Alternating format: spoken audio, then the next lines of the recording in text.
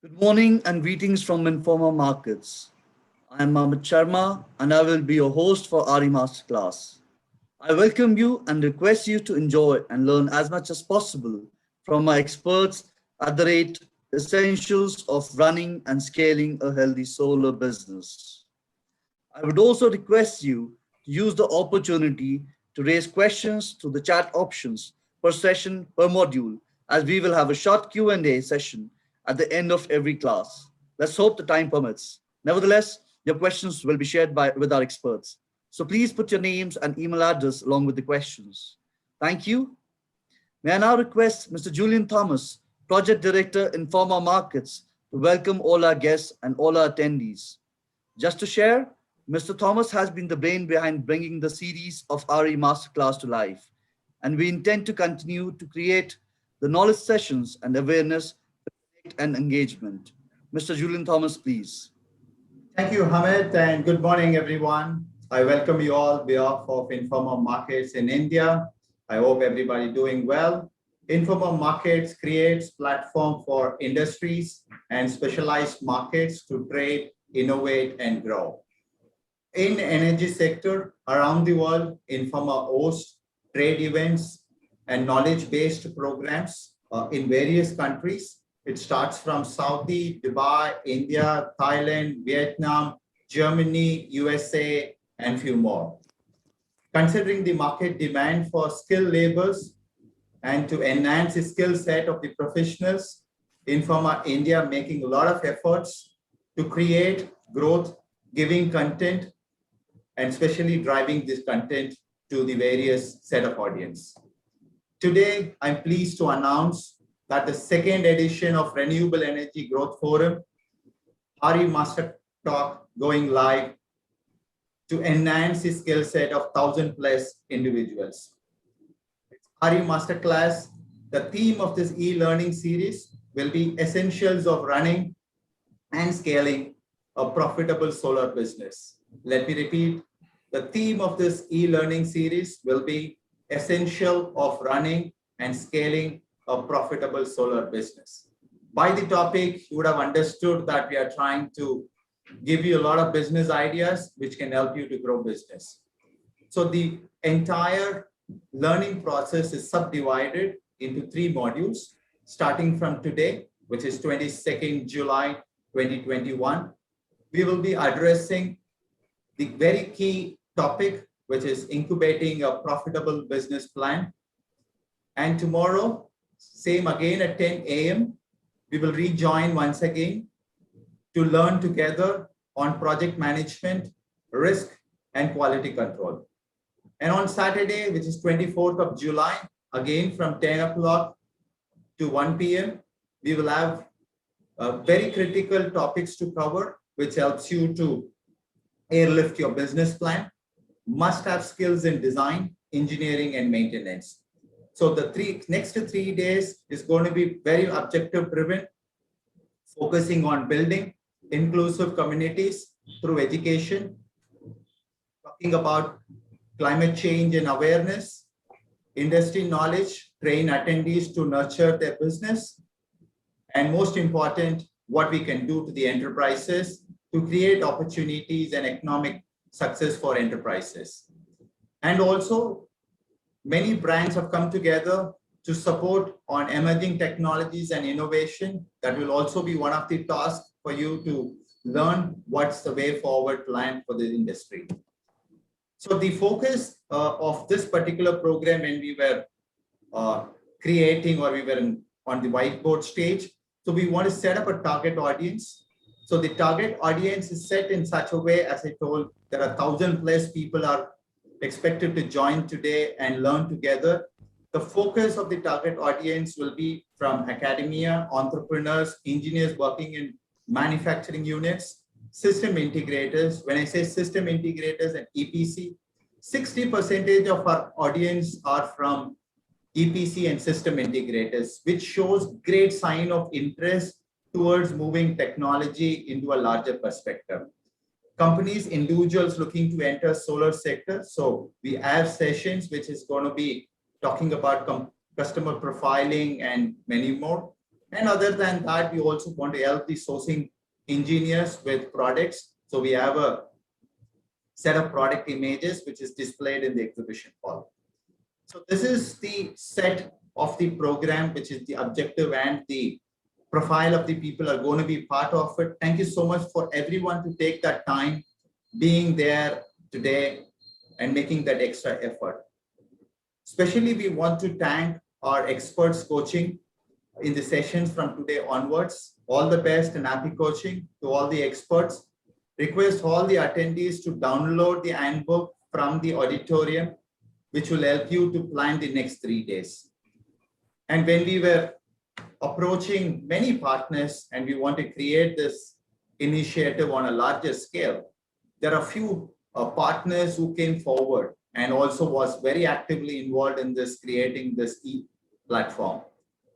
We want to give a special thanks and welcome to the state of Telangana officials who are joining this particular program as a state partner. As state of Telangana, they are the third most attractive destination in terms of doing business. So we wish and welcome the new state Telangana to grow in multi-folds. And the best body which talks about developing manpower, developing skills with the manpower, Skill Council for Green Jobs, joining this forum as skill development partner. It is an initiative by Government of India to build national skill development mission. Specifically, they are assigned to develop, and we are very happy to have them part of our event today. And we will also be having one of their senior members speaking in the next 2 days. And also, we want to have more great partners. So we have tied up with P-Hub, which is one of the world's largest startup incubator based in Hyderabad. It's again state of Telangana initiative. P-Hub leads India's pioneering information ecosystem that provides next generation product and new business model. Companies which are entering into the new system, if you have any innovative ideas, we will be very happy to help you to get connected to P-Hub so that your ideas can become a business plan for tomorrow. And without training partners, the content support, any event is not possible. So we had an amazing relationship with Rio Online. The purpose of Rio is to organize the solar industry into an easier space for individuals and businesses by offering very specific services. So we worked very closely with them, understand the behavior of the learning sector. Thanks, Gaurav, for the excellent coordination with the industry experts, and Uzain from Rio Dubai team for navigating and crafting the program for the sector. And the other training partner, which is Ayacharya Silicon, they played a vital role in terms of taking this program to a larger audience. All this initiative by Informa as a larger vision, and it is very important for the industry to consume that vision. I take this opportunity to welcome and appreciate key brands which took an extra mile efforts to support the industry growth. It shows the intent of the brand, intent of the organization, intent of the leaders who are part of this brand, which created a care and love towards supporting this knowledge-based management program. So when I say knowledge-based management program, we are talking about people already part of the system. They're already a solar professional, but what we are trying to do here is create a bit of a management in terms of how to invest their knowledge. Keeping that in mind, my special thanks and best wishes to Longi Solar, joining as mono module partner, world largest solar cell and module manufacturer, Evo Solar as solar technology partner, best in the business in terms of quality product and execution, Solar Edge, turn your businesses and homes into a sustainable energy hub with a Solar Edge inverter solution and Solar Edge energy management system. Enerpark, one of the top solar company in India, to execute projects related to C&I, investors plus developers. All of them have their own display booth You can connect with them, discuss with them, and take your business forward. The most critical part of the business to interact or interconnect data, information, knowledge. These are the three triangle which always pops up whenever we do a research about creating a knowledge-based program. How can a data become an information? How that information can become a knowledge? When the knowledge can become a business plan. For example, India have great opportunities, which is a known data. The best of technology is available to address the opportunity, which is information. Show like RE Masterclass will empower you to connect data and information through form of knowledge in terms of making the right selection in your product, technology, and costing. The next 3 days, our experts are going to make you how to build, map, and design this golden triangle, connecting data, information, and knowledge to ensure that you have a great takeaway on 24th at 1 p.m. The next 3 days, they will work extensively with you. The platform has a lot of great features thanks to the platform creators. There's an easy access on laptop, desktop, and mobile. So you can be comfortable in any of this mode. Delegates can network with other delegates, build social e-learning. You can be connected to your auditorium. You can still listen to the content. Same time, you can also initiate a discussion with your team. Not with your, when I say team, it's a group of people who have joined this particular program. So you can e-network, share your knowledge. We have created a networking launch, which is a group chat. Request you to actively participate, share your ideas, share more information about technology so that others can learn and get benefited. Second, you can connect with them later after this particular session. Any key questions during the conference session, feel free to post it. The question will be taken it during the discussion, or as an organization, we will try and get you an answer for the question. Visit the expo. You have to just click the exhibition form. Visit the expo. We have the product booths by 3 companies. You can network with them. You can connect with them. You can even connect with their sales team, have a quick chat with them so that if there is any partnership you want to deal with this great brands, you're most welcome to do it. They're very happy to welcome you to their stall. One line of caution, delegates to avoid cross-marketing or irrelevant promotion material. The platform is monitored all the time. So if any individual try and promote some information which is not related to the forum, we may delist them from the program. So kindly utilize this platform effectively and more knowledgeable.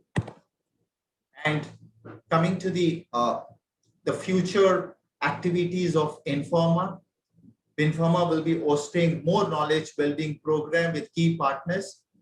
So this time we have been associated with 4 key brands. So going forward, we are looking at companies which are pioneer in innovation. If you have a technology, if you want to take it to a larger audience, if you have the urge to build a large outreach in the market, we'll be happy to work with you and welcome you. The third REIE Expo, which is an online forum, which is happening on 5th and 6th of August. In the lobby, we have created a banner. You can use the banner and get connected to my team, or you can register your participation. The most awaited physical show, which is the 14th REI Expo. From 15th to 17th September, it is happening in India Expo Center in Greater Noida. You can use one of this banner to get connected to the team or register yourself for the program. The bookings are open for the industries to get benefited. That's it from my side. Thank you once again and happy learning. Special thanks to team technical leads, Mukund and Shubhajit, and my own team, Ayer, Amitava, Rohit, Madhur, Adil, and Monish. And the next 3 days, your host, Mr. Amit Sharma, will ensure that he takes care of you so well, and he's been an expert in this sector. Thank you so much, everyone, and happy learning once again. Thank you, Hamid, for the opportunity. Over to you. Thank you so much, Julian, for sharing the intent of Informer Markets and why RE Masterclass. Thank you so much. Ladies and gentlemen, the first topic of the Knowledge Management Program at the rate RE Masterclass is securing C&I customers. And the first session of the module is being presented by our guest professor, Mr. Santosh Khatelsal, a stalwart and a man of exemplary knowledge and a vast experience in the sector. May I please welcome Mr. Santosh Khatelsal, please. Hey, very good morning. Thanks a lot, Amit. And good morning and welcome to everyone into the program. I would be speaking today around one subject divided into two distinct parts. And those will essentially involve the following. We will be speaking about as you can see on the screen already now, we can be looking at designing a profitable C&I sales organization and securing customers. So this is fundamentally the theme on which I'll be talking about. And in order to further articulate this better, I have broken this into a few sections. The first part of it, we would be looking at customer segmentation, identification of the customers and the market. So we are only going to see who is my customer, what is their need, which is my market. So this will be the first part of it. The second part of it is building and structuring a sales and business development organization. What kind of skills are required? How do I divide my team? What kind of people with what expertise should I put in? And how do I go about performance management and handling this activity of sales and marketing? So essentially, it's divided into two sections, the customer identification part and internal team building part. Now, from a point of view of the details on how we flow through this, on the customer segmentation part, we look at these things that are highlighted here in bold. Identify need. What is the end customer need? We always start with a need. What do the end customer want? The need is analyzed, looked at, 2 or 3 possible needs. This need will then be mapped against various customers.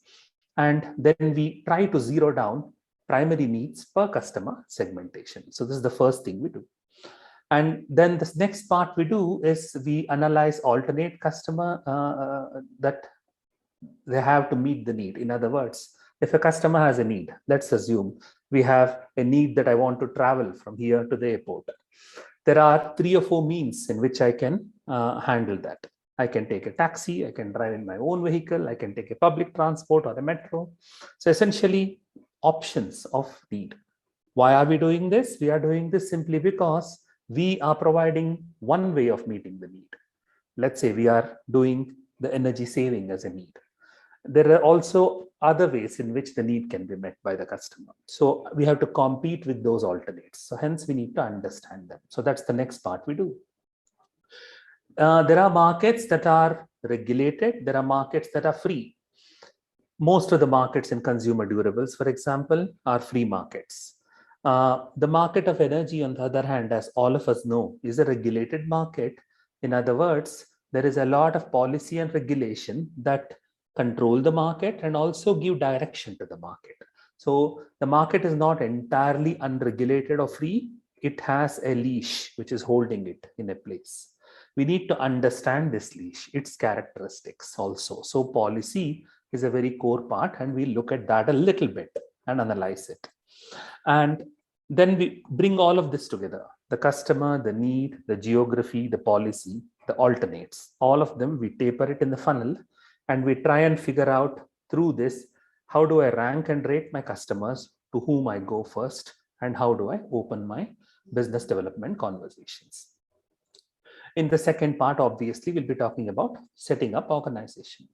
So I'll move in now and essentially start on just 4 large diagrams and then get into details.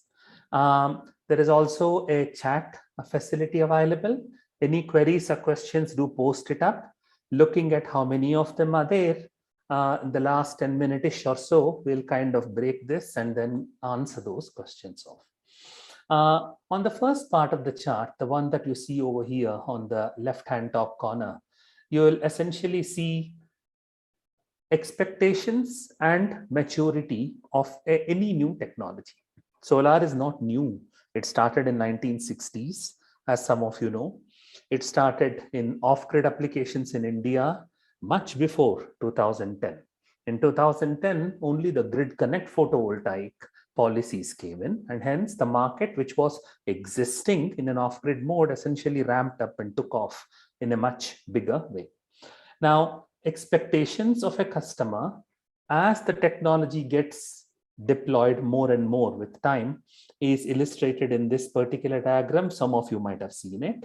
This is nothing specific to solar, but it helps warm up the theme on need identification. So any new technology, when it is just triggered in, it goes through a phase of companies that start venturing in into this first. The initial production that will happen. There will be a set of early consumers who will then adopt this. And from these examples and successes of early consumers, there will be an expectation that will come in to the remaining people who would be then looking at these early consumers, and then probably they themselves will also get in. And once this happens and the consumer base increases, then the number of suppliers, the number of competitors, players, it increases in the market. And so the number of competitor increases, the prices crash down. That will further lead to more and more people coming in and adopting. So this is how the cycle goes. Then there is also a part of downward trend. This downward trend is very, very, very typical of any new technology. In this downward trend, some of you might have even heard about 5G and the rumors that it will cause health hazards. So there will be a lot of downward trend that will keep coming. This can be negative press on the technology that can begin. Like for example, if there is an existing platform, say e-taxis were to be permitted, and the government decides, let's start e-taxis on motorbike taxis. The auto rickshaw drivers and others, they will start negative press around it to an extent. So this is typically how the existing service providers fight the new ones. Post that, there will be a consolidation, failures. So all these numerous guys who come into the market, some will stay, some will go away. More funding will happen. And a few of them who started off here will survive, and it will go into what is called as the slope of enlightenment. That is best practices, standardization, etc. comes in. In India, around 3 to 4 years ago, this started off, the climbing the slope part already in solar. So standards on importing modules, standards on accrediting modules, testing of modules, all of these did not exist from 2010 till around 15, 16. After that, the country started putting that in, which means around 2017, 18-ish, we have probably reached for solar market this particular place. And then, of course, there is a growth phase and stabilization phase. So this is on expectation part, guys. The reason I'm bringing this up is there is a curve in terms of the market growth rate, which is this yellow line here in the bottom left hand. And there is this early adopters, late adopters who follow a certain curve like this. So in India, we are, I mean, in my assumption, we are somewhere around this in the early majority part as far as rooftop and captive C&I solar is concerned. Open access might have moved a little ahead, but as far as the captive and C&I is concerned, we are somewhere in the early majority stage, not in the early adopter stage, in the early majority stage. Now, in the early majority stage, and in terms of expectations, we are already here in the climbing the slope or the enlightenment stage. The volumes will pick up and move. But there is a caution. The caution is largely around what is called as the chasm. What happens is that When the mass market doesn't talk to a few people who have adopted it in an industrial area, if there are 3 or 4 people who have adopted solar on the rooftop and a bunch of people have not done it, they talk to each other in associations, in meetings, understand how was your experience, was the saving actually happening, XYZ. So if this communication is now limited only to that industrial area, then what happens is vast majority of people who are sitting in this side, they will not know the experiences of those who have adopted the technology first, even solar first. And hence there will be a time gap. So this is the chasm. Lot of things that companies do in terms of promotion, marketing, selling the idea across tries to bridge this chasm. Government also tries to bridge the chasm, and organizations like Informa Markets and others also tries to do a lot of events to build this chasm of awareness. But the chasm is real. Why is it that unlike telephone, when mobile phones came about 20-25 years ago into India, although they were very, very expensive and they started selling, now everyone has a mobile phone. The mass adoption in the mobile industry has been phenomenal. Why is it that in the C&I solar sector, the mass adoption is not happening? Something is holding it back. We need to figure that out. Something is holding back people coming and using solar on their own, industries adopting it faster. The time taken between the first inquiry till the order coming in is still around 3 months for each of the deal, 2 to 3 months.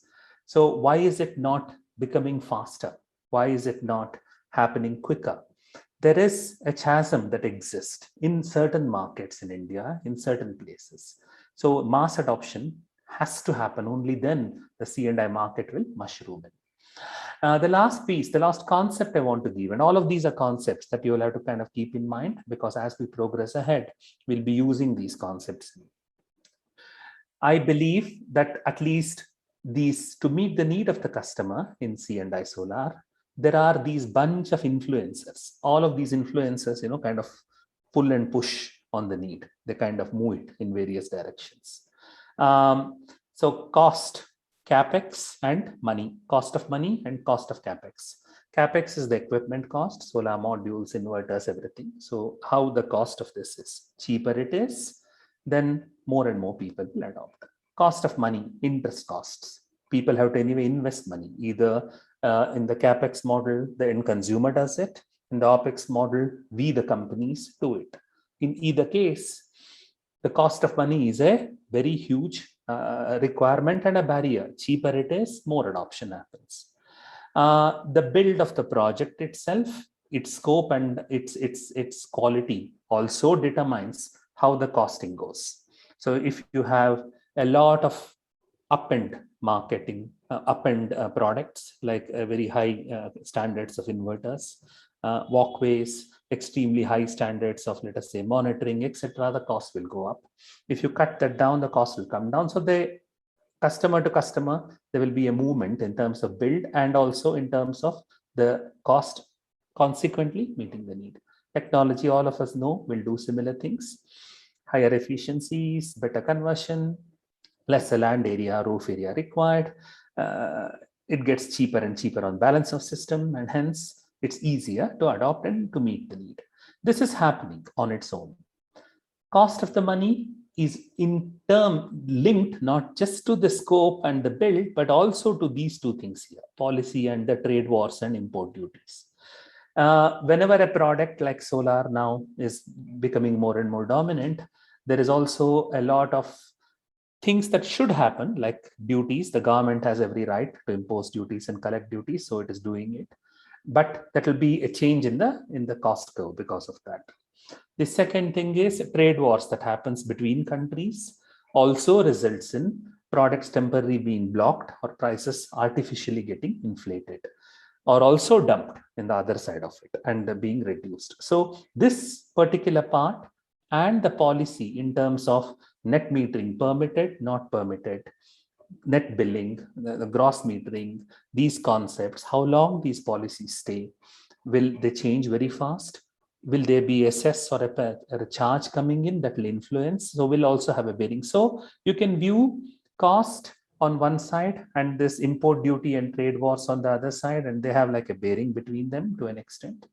Cost and technology has a bearing between them.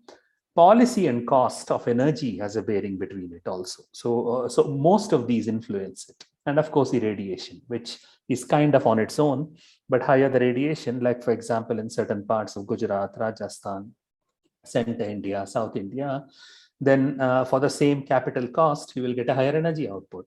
Whereas if you go to the Tarai Himalayas, if you go to the Garhwal region, if you go to closer to the hills and mountains, then the cloud cover and the dust in the upper atmosphere cuts down the light. And for the same capital cost for 1 megawatt, you produce less energy. So there is also a consequence. So these are the themes. From these themes, I will now move in straight into the next piece, which is around the broad divisions of how the sales plan or how a salesperson or a sales organization generally will think and should think. So which are the elements that you look at while arriving at a target of how you handle the market and which direction you go? So there are a few things that is done. The first thing that is done is to look at external environment. And in that external environment, there are a bunch of variables that is external to the organization, what we can't really influence and change. Then there is internal to organization. There are a bunch of things within the company which we can change. And the test that goes in is pretty much look at the external environment and the internal environment. And if you kind of superimpose them together with some set of assumptions, see whether your business plan generates profit or not. Now, to do that, what are the external environments? I'll quickly go through, not verbatim read it. Customers, who are your customers? Why are they buying solar? To understand that, and we'll go through that immediately next. What are the customers doing today to satisfy their need? They have a need right now, right? What are they doing today to satisfy the need? Because you are replacing that. Whatever they are currently doing, you are going in with solar and you're trying to replace that. So hence you need to know what they are doing currently. What is their need? What are they doing to meet the need? Two things. How sustained will be the customer need with time? A need can exist for a short time. A year later, the need may disappear in some markets, in some kinds of needs. How long-term is this need? Because if you want to get into a business, you need to understand that as well. Locations and areas where the need exists. So you also need a geography. India is such a large country, so you need to figure out which parts of the country the need is more, which part the need is less for any reason, so that you can focus on those areas. And then, of course, as I mentioned, this is a regulated market. So hence, there is a policy. Policy has an influence on how you can meet the need and how even the need arises. The demand itself is controlled to some extent by policy, in this market. So we shouldn't forget that.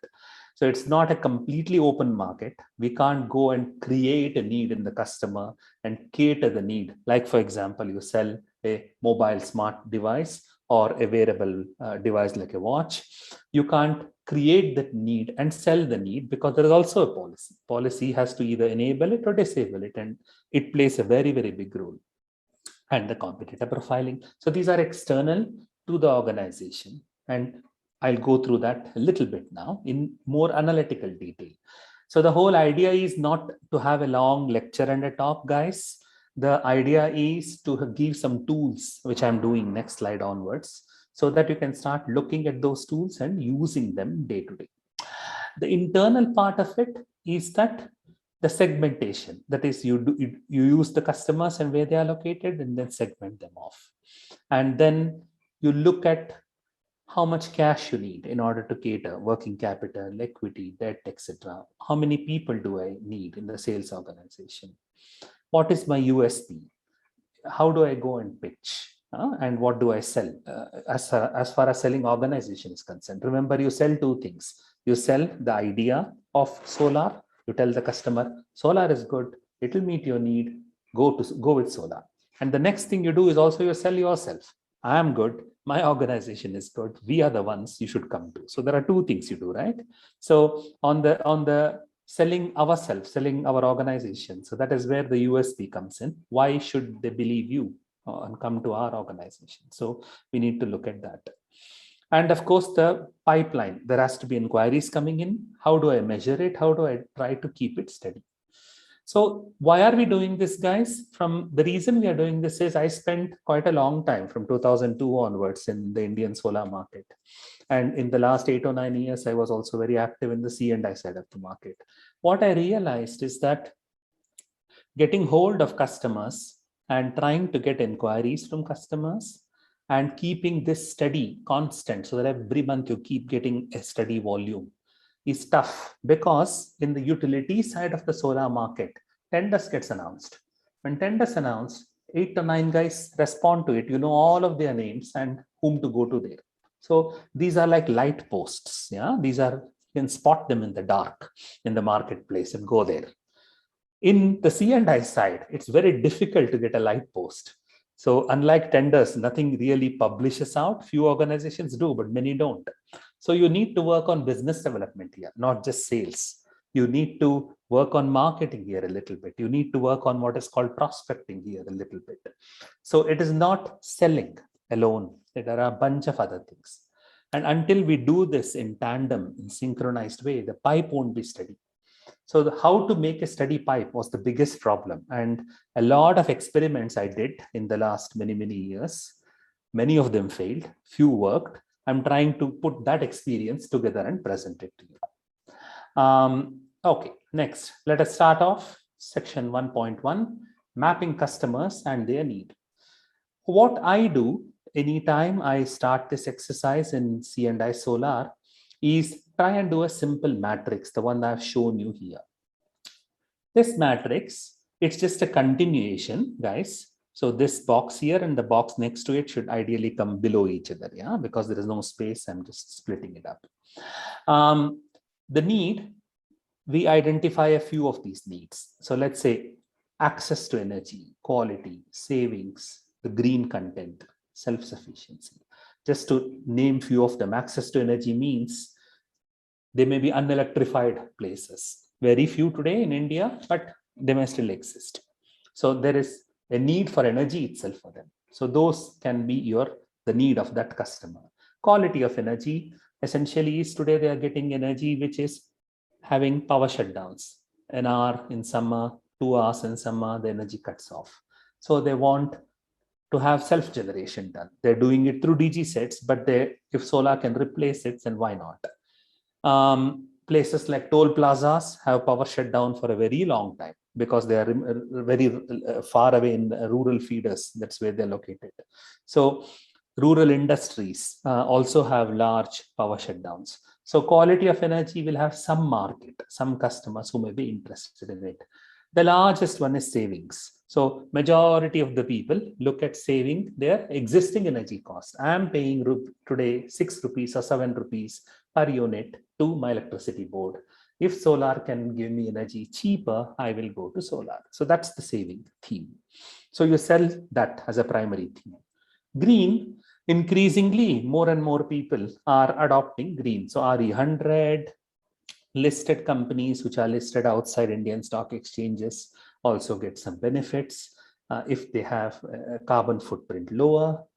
Countries are adopting a zero carbon by 2050, 2050, that they are pushing it down to corporates and telling large multinational corporates, hey, whichever part of the world you are, you need to start thinking and doing things that will remove the carbon content from our business entirely by 2050. So these are a few drivers. Green energy also has a driver in carbon market, in markets where you can sell the certificates and make money. So that is also another driver for green energy. So that is a need as well. So you can sell into it.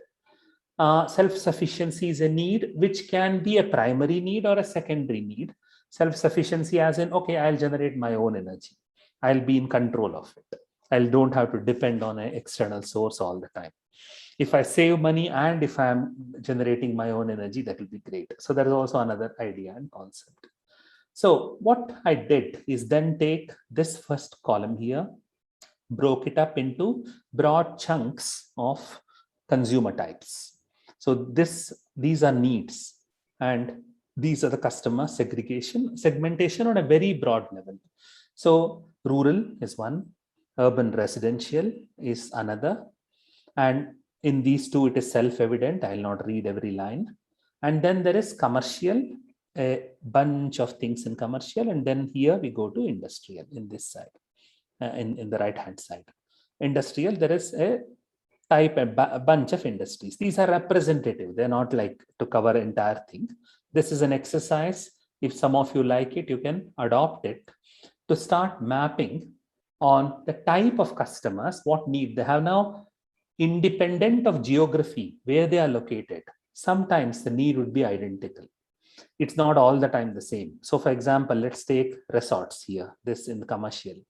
If you go to resorts in islands like Lakshadweep, which are cut off, they are probably using diesel generator sets to produce most of their energy today and paying 18, 19 rupees a kilowatt hour. So for them, savings is for sure one of the things they'll be interested in.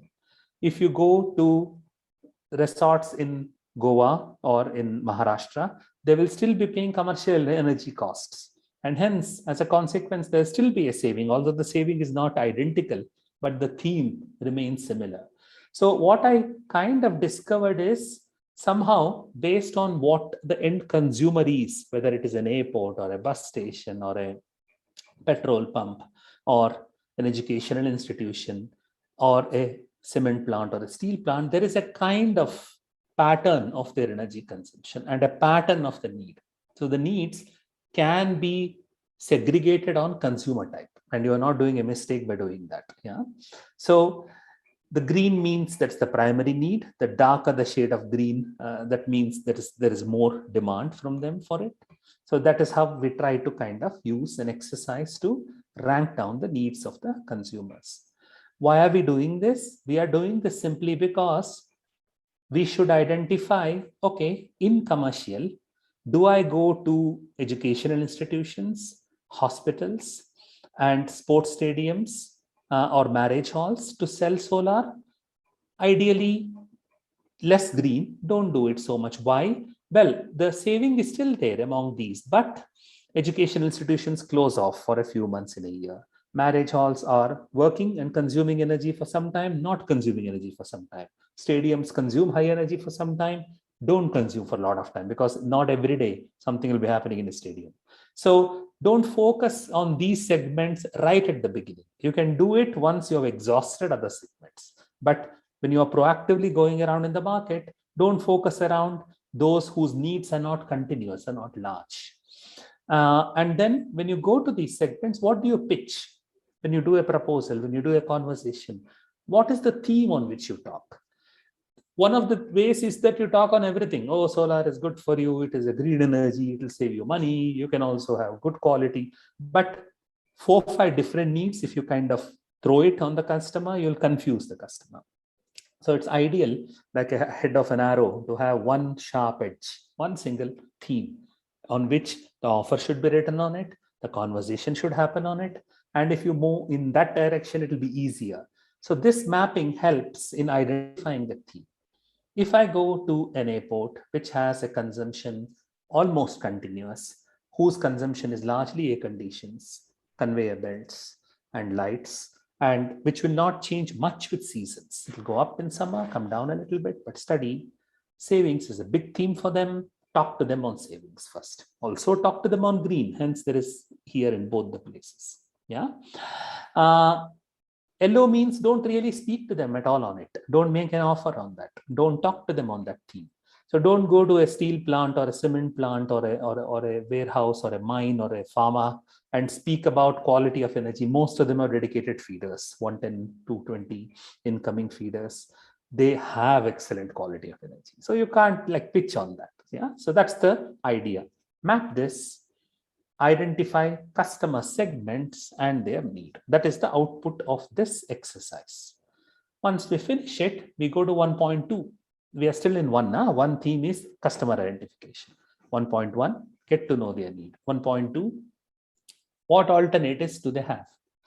Now, the alternative part of it, what I have done in this workshop exercise, which you can adopt, is I have put here the segments. Remember, in the previous slide, we had segments coming in this direction and the need.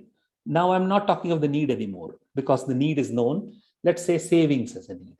For savings as a need, we are doing an exercise further to really hone down the savings, further sharpen it.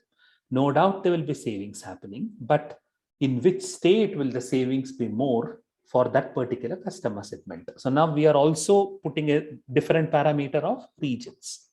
So we put here all the customer segments in these columns, like in this particular place. And then we put the states here.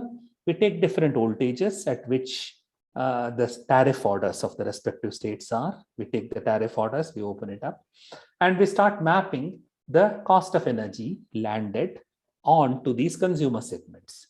The values here are not updated, guys, so don't look at it and say, today it has changed or up and down. It's representative. This is an exercise. So once you put the energy costs as alternatives, you effectively color band it, and all those that are having a very high grid energy cost in those states for that segment is a better thing. This customer segment in this particular state is an easy thing to do.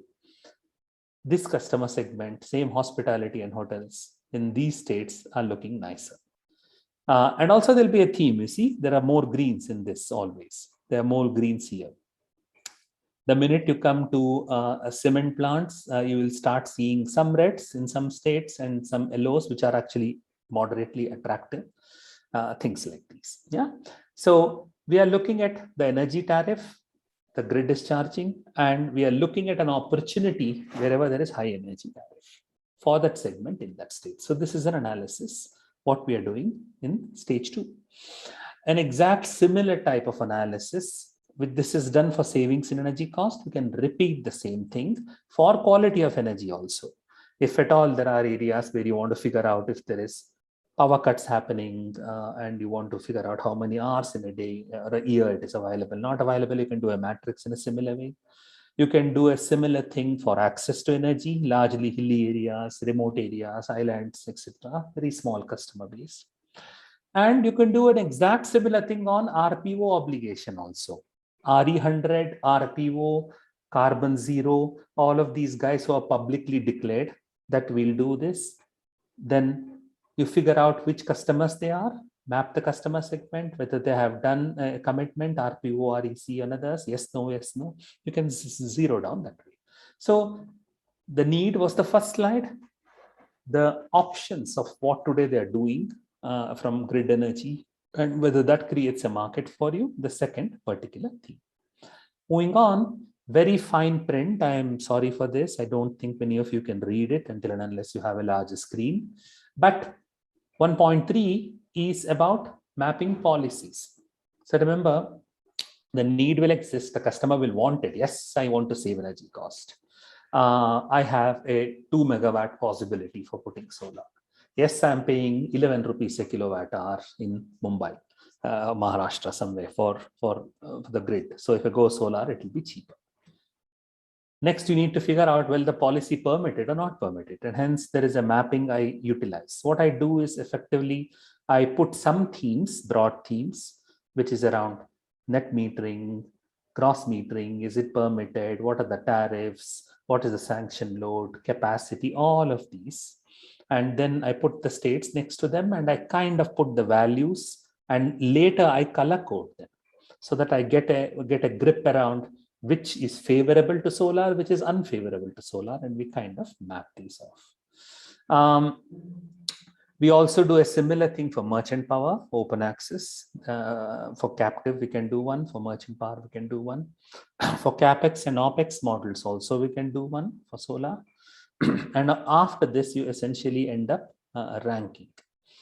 The word of caution here is that, as all of us know, policy in energy industry market today is a concurrent list subject. So the center government announces it, the state governments announce it, and many times there is a conflict between the two. Many times it changes also depending on the requirement of the day.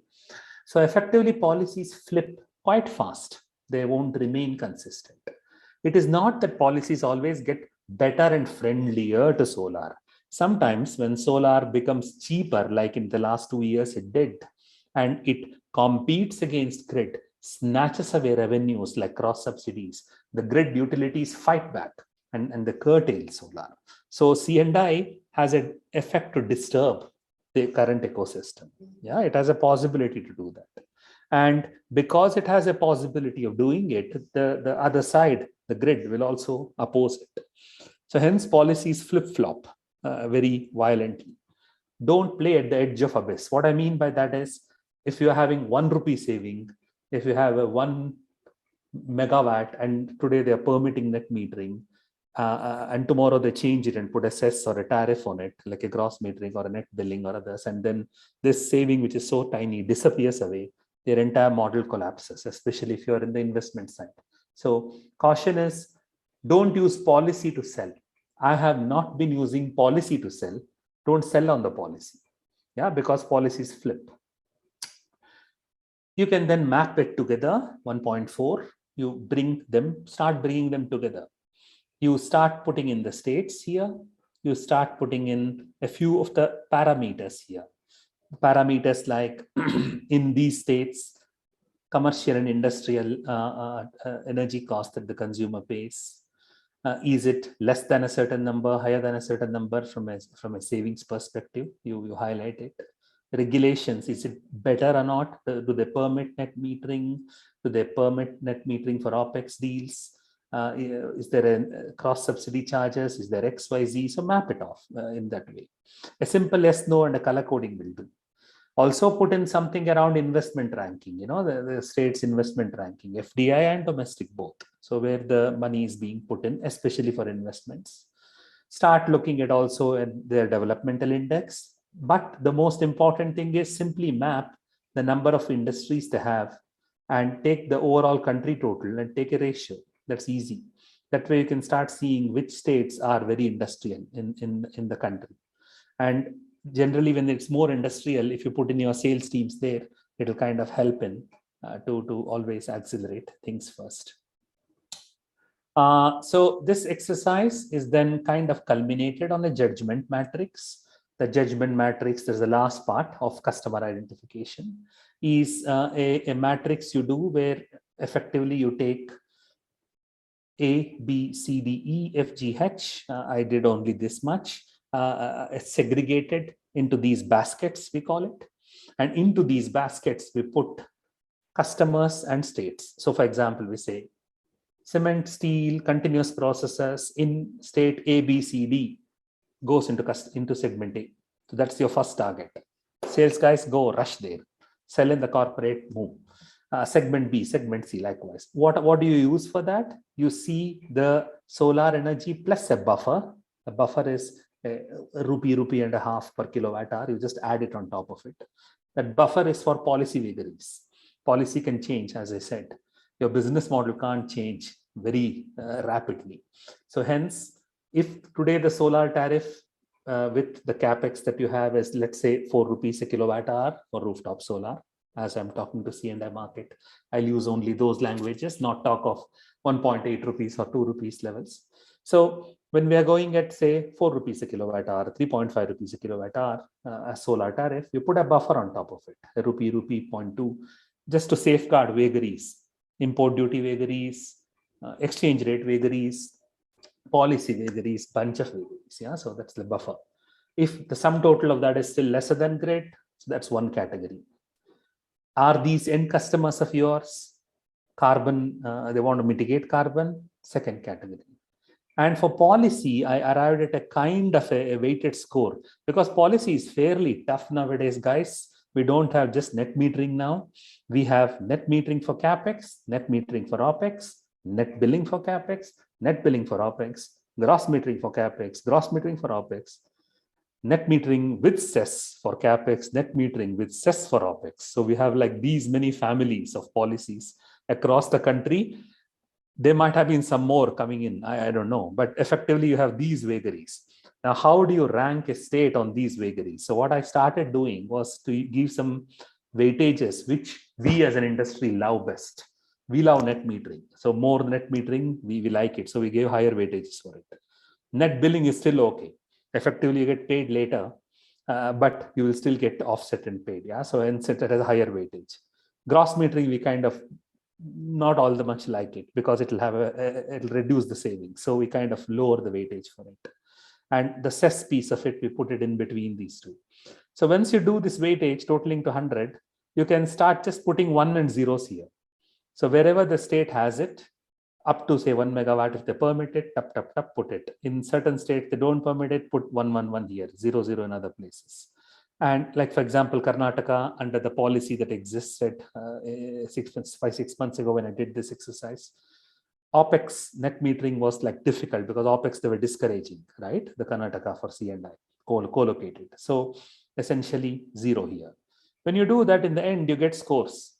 And these scores, the higher they are, the more attractive that state is from a policy point of view. So this is just a barometer because there are so many colors inside the policy. It's hard to arrive at a number. So that number I was using, coloring it in, green and yellow and red, and putting a score behind it and saying, this is green. So higher the number, that's the first place I go. So I'll put more sales guys there. I'll put more people there.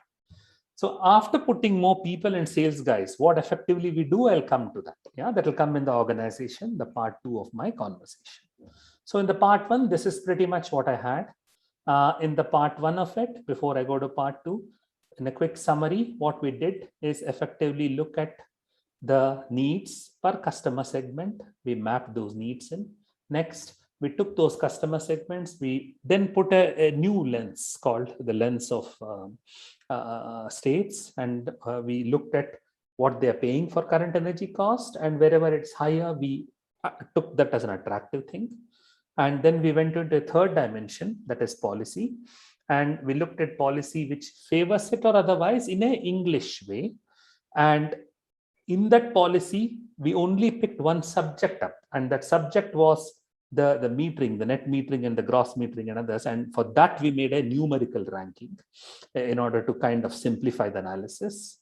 And we made a comparative here, looked at the states and how more industrial they are, apart from, of course, the broad headlines of things we did, and made baskets of customer and market. So here at this stage, you have already, at the end result is state of Maharashtra, state of Tamil Nadu, state of Gujarat, or let's say Madhya Pradesh, just giving examples.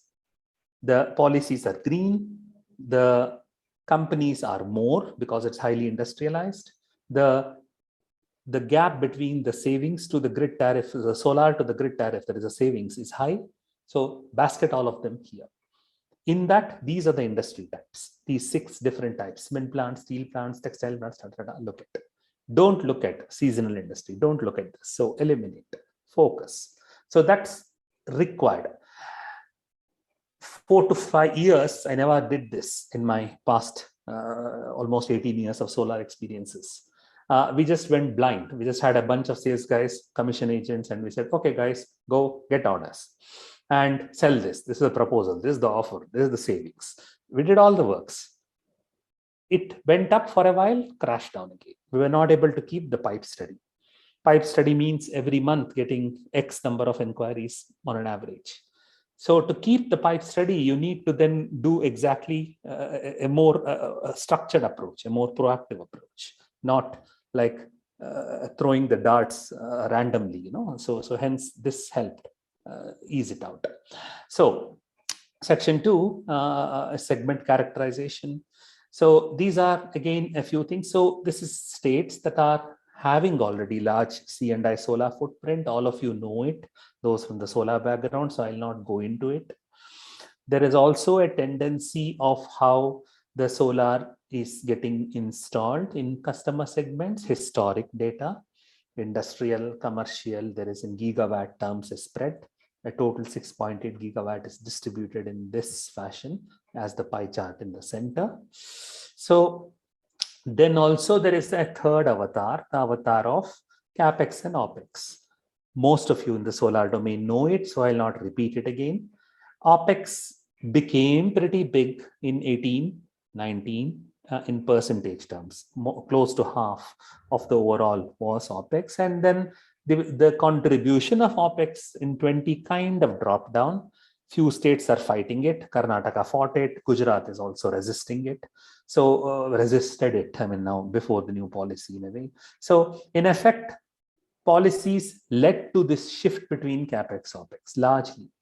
The other thing that also happens is that as and when solar deployment increases in a scenario where the total solar installed in a given year keeps increasing and the markets get bigger and bigger, which is not happening in India.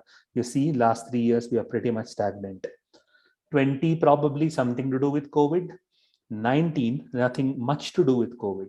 So there are also other policy related hindrances and clarities, plus the pricing of the module side, the anti-dumping duty, a few other things that will kind of hold the market back to where it is.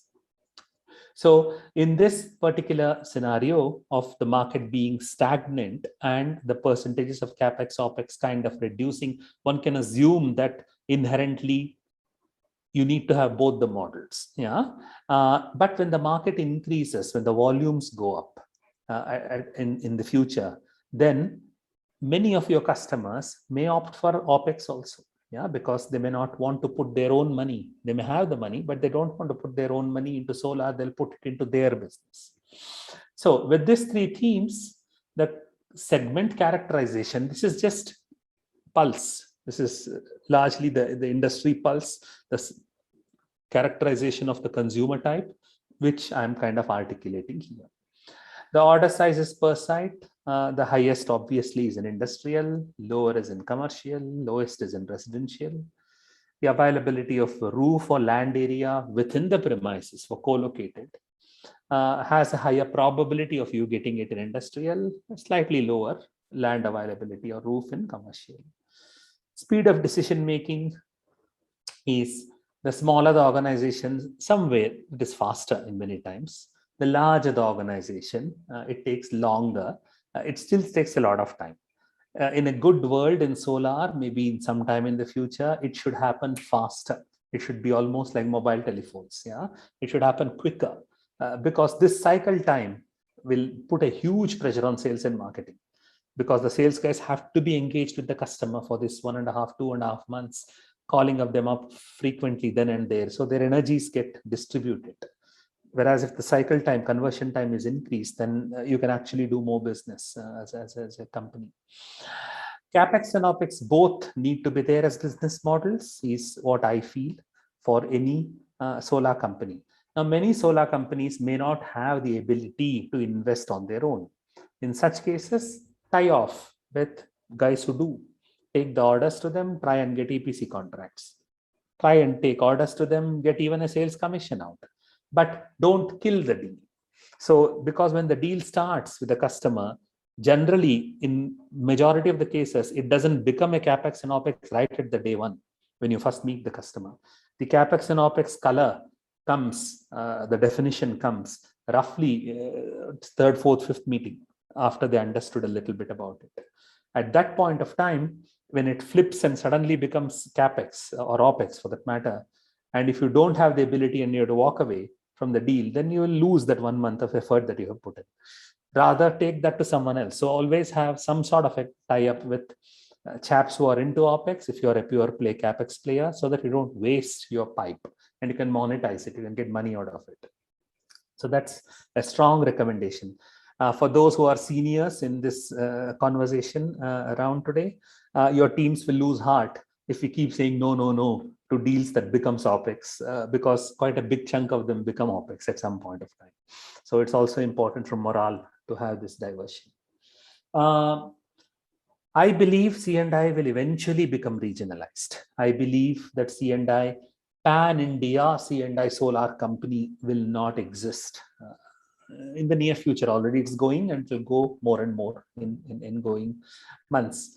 So it will become regionalized. So my suggestion would be to focus on a few states, not in one state. It's very risky because there is policy which can change. Don't spread too wide because again, the focus will get lost. So 6 to 8 states, ideal. And in those 6 to 8 states, one can always mix between states where already solar is existing here and 1 or 2 states where solar doesn't exist. The reason for that is if solar is low in 1 or 2 states and just adopting now, you will have the first mover advantage. So you have to be more in those places where already there is a large footprint of solar because it's easier to sell. You remember the first bell curve, adoption becomes easier, right? The very first slide I showed you. So in those states, adoption is easier. Lot of guys in Maharashtra, Rajasthan, Karnataka, Tamil Nadu, Gujarat know about solar. Their neighboring industries know about solar. Association know about solar. So you don't have to sell solar to them. Your cycle time reduces. In other words, competition also increases. So margin also drops. So there is the flip side of it. You go to states that are new, then you can probably get advantage of that a little bit for a small time. My strong feeling after experimenting of doing small projects of 1, 2, 3, 4, 5, 6, 7, 8 kilowatt, 100 kilowatts and 1 megawatt simultaneously, 2 years I experimented by allowing organizations to run all these kind of things simultaneously, and I discovered it won't work. As companies, we have to choose between either industrial, commercial or residential, or at least inside your teams have separate guys doing it. The language to talk from a sales perspective is very different. The delivery models are different. You can't have you need engineering drawings, you'll have a consultant sitting on the other side, you'll have a bunch of QAPs and this and that to submit tons of paper. In many cases, when you end up with a commercial or industrial, and residential, you hardly do that. So you need more engineers, you need more technical guys, you need a lot of differences in delivery also. So what I discovered is not to mix the two together under one sales organization or under one delivery organization also. Split it up completely. Ideally, still look at only few segments and not both the segments. The last piece is, of course, the piece around organization design. So organization design, as in when we create a company for solar, let's say you have 50, 60, 70 people, what percentage of it you put in which department? So what I discovered through trial and error, through falling down, doing mistakes and kind of undoing it over long years, is to put more on customer acquisition. All the customer acquisition, sales, marketing, staff them pretty well, nice. Staff on delivery also pretty nice, projecting organization. But on the non-core being the finance side, the IT side, the HR side, don't hire 8, 10 guys in HR or IT. Yeah? Don't overload it from an organization perspective. Outsource some of them. Take the same money and put it more into the sales org and the delivery org. And that's more efficient. 2.1 is strategic rationale. This is the slide that continues on the same theme I was talking about. States focus on 5 or 6, where there is a large C&I footprint already. Remember the first bell curve, the chasm. Yeah. If you go to states where the C&I adoption is less, where it's just starting, they will have the chasm in the bell curve, and you'll have to spend a lot of time to do it. But margins may be better, but competition may be lower, and you will have the first mover advantage. So there is positives also. So 1 or 2 states like that, 5 or 6 states where it's already happening. So that's the ideal mix of focus regionally. Customer type, already mentioned it, so I will not repeat it again. So choose between either industrial customer and commercial as one segment or residential another. Don't mix the two together into one sales, into one delivery. It doesn't work, is what I've seen. Minimum order size. Now, I'm a big fan of this. My sales guys were all fighting me for it and kind of saying no, but I'll say my piece because I have a chance to talk on this again with all of you today. Any orders that are very, very tiny, don't take them. Yeah, it doesn't make sense. CapEx or OpEx, more so in OpEx and CapEx as well. So if there are orders of even 100 kilowatt range or less than 100 kilowatt range, the competition becomes different. Your competitor in that range is having a different cost structure. The kind of people they hire would be different probably. The cost structure that you have is different. So you can't really successfully compete other than competing on price. And to compete on price is a bad thing. To be frank, anyone can sell if it is cheap. Yeah, so that's not the theme we have to do.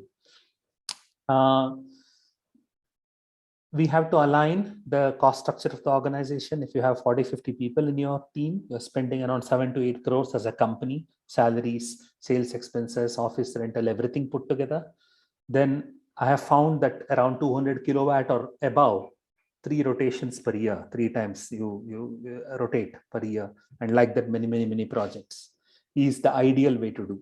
You take smaller projects, the rotations can't increase because for the 100 kilowatt customer, his order is the biggest. The solar is the biggest he's doing. He'll still take 2 months to decide on it many times. A 1 megawatt guy may still take 2 months to decide on it. So the cycle time on decision doesn't change on the size of the project, because for each of those customers, it is the biggest thing they're doing. Yeah. So they will take similar time to go through the whole process. So rather from the company's perspective, as largely also the audience is the business side of solar, focus on sizes that are slightly bigger. As I said, organizations split it up. Standardization is another thing I ended up doing very late in my career. So earlier we used to like permit engineering design teams to just design. And later we started standardizing a lot of things. These few things you can standardize: payment terms. What I used to do is to take the customers and segregate them into 3-4 categories. If my customer is a single owner company, then I take a slightly safer payment term. If my customer is a large MNC, I go with a slightly liberal payment term. So I make like this payment terms for 2 or 3 category and tell all my sales guys, this is the payment term for these categories. Don't change them. Warranties and guarantees, we standardized it off, published a document, and never allowed anybody in sales to change it, so that we don't play and sell on additional guarantee warranty. Package-wise costing for bid support teams, we froze it off. And also we detach the bid support teams from engineering. So there is this constant friction, and many companies, many of you who are running organizations and part of organizations will be going through it, that once the sales brings something and the engineering guys or the bid support guys need to kind of turn in and give a response, if they are mixed with the engineering team, the bid support and engineering, and if there are a lot of orders already you're executing, they won't have time to focus on the sales side. So you created a team for bid support engineers, couple of them, make them do PVCs, costing, etc. Detach them. When you detach them, don't have the engineering head being responsible for this team. Let's put this team under the BD organization. But the BD guys have a bad habit. They will overpromise PR and they will take orders, for example. To prevent that, have at certain stages before the order gets finalized, like a P50 stage, have a check coming from this set, a review that happens and validates. So that model gives freedom to the bid support team, not put them under engineering, but under BD, will increase the turnaround of the proposals that is coming out and effectively will fasten the process. A risk analysis needs to be done. The risk teams are essentially teams that are cross-functional. Your project head, your finance head, your commercial contracts head, the engineering head, the sales guy pitches the project and say, hey, look, this is the order about to come. The standard template, fill in, these are the risks, identify. Until and unless you're running a company or you're building a company only for increasing its valuation and selling it, if you're not doing it, then focus on cash, because cash is the king and cash flow is the prince, as I say. So cash flow as in, for every project, the amount of money you collect to the amount of money you pay to your vendors should be 0 to positive, not negative. So if you put too much of your money in to the project, chances are that you will end up in a negative cash cycle. And negative cash cycles generally in our industry with low margins in solar will hit you very badly, because the margins sometimes are lesser than the interest cost that you pay to the bank for overdrafts. So it doesn't make sense at all. Yeah. So try to keep the cash flow positive. When you give payment terms to customers and to vendors, you map it in a way that your cash flow is positive, and that helps quite a lot. The last part for the next 20 minutes or so would essentially be around the organization of sales and marketing alone. So the first topic was the customer segmentation, the need. The second topic was the topic around the philosophies broadly. The third is around the organization design. I'm not going to talk what should the sales guy do when they go to the customer, not that level. We are slightly a level above that right now to help structure things.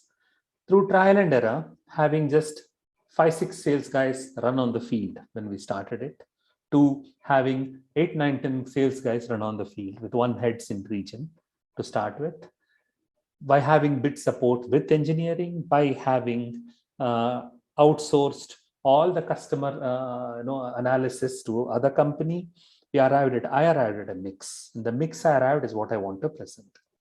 These elements, these functions should be inside your BD and sales organization. Now, the numbers I have put here are the numbers for 100 to 200 crore kind of an organization. This is enough actually, per top line. You could run a company with these many people for that volumes, but we can't mix the roles together. The roles have to be separated out. People have to be separated out. So I'll start with prospecting. Remember the marketing guys, when we spoke about initially, there is customer need identification, market segment, all the stuff I took you guys through. There is also collaterals that this team can look after. Collaterals are slide decks to prepare, brochures to prepare, e-brochures to prepare, stuff like that. Website and digital marketing, LinkedIn site or any other sources of digital marketing, website updations, competition analysis periodically, sales performance management to see how the sales teams is doing, statistics collecting. I have one slide on that. I'll come to that.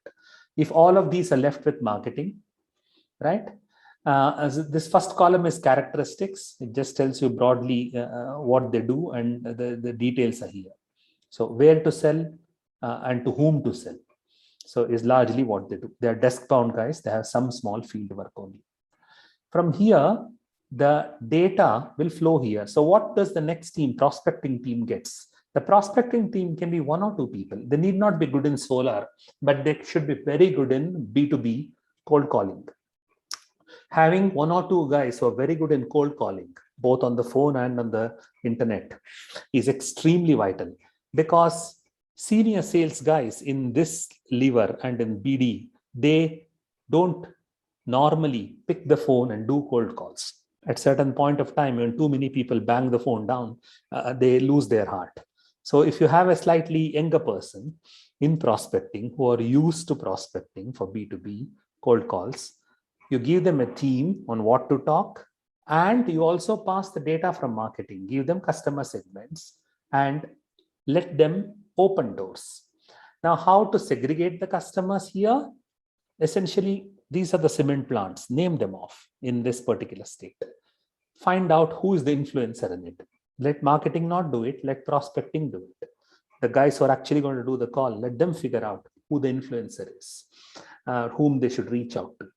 Let them then reach out to them. So the job of searching the person within the organization, let prospecting do. And the job of actually calling them up.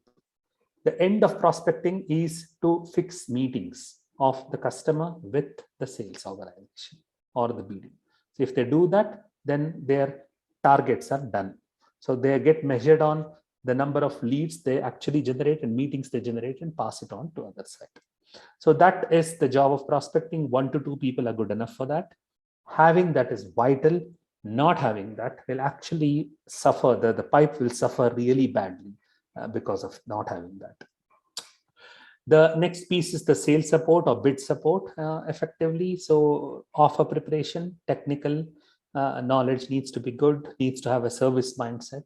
English written skills need to be good. Also spoken, because they often come in phone calls with your sales teams, with the customer. The support is taken from here. And they can be put directly underneath the BD head and not under engineering for ideal efficiency. They can be permitted freedom to do the pricing and the costing based on standard costs. Per package, if you fix the range of standard costs for a given recipe, they shouldn't break it, but within that they can choose it. Every time they need not come back to someone else outside the organization or sales to validate it. That will slow down the process in B2B.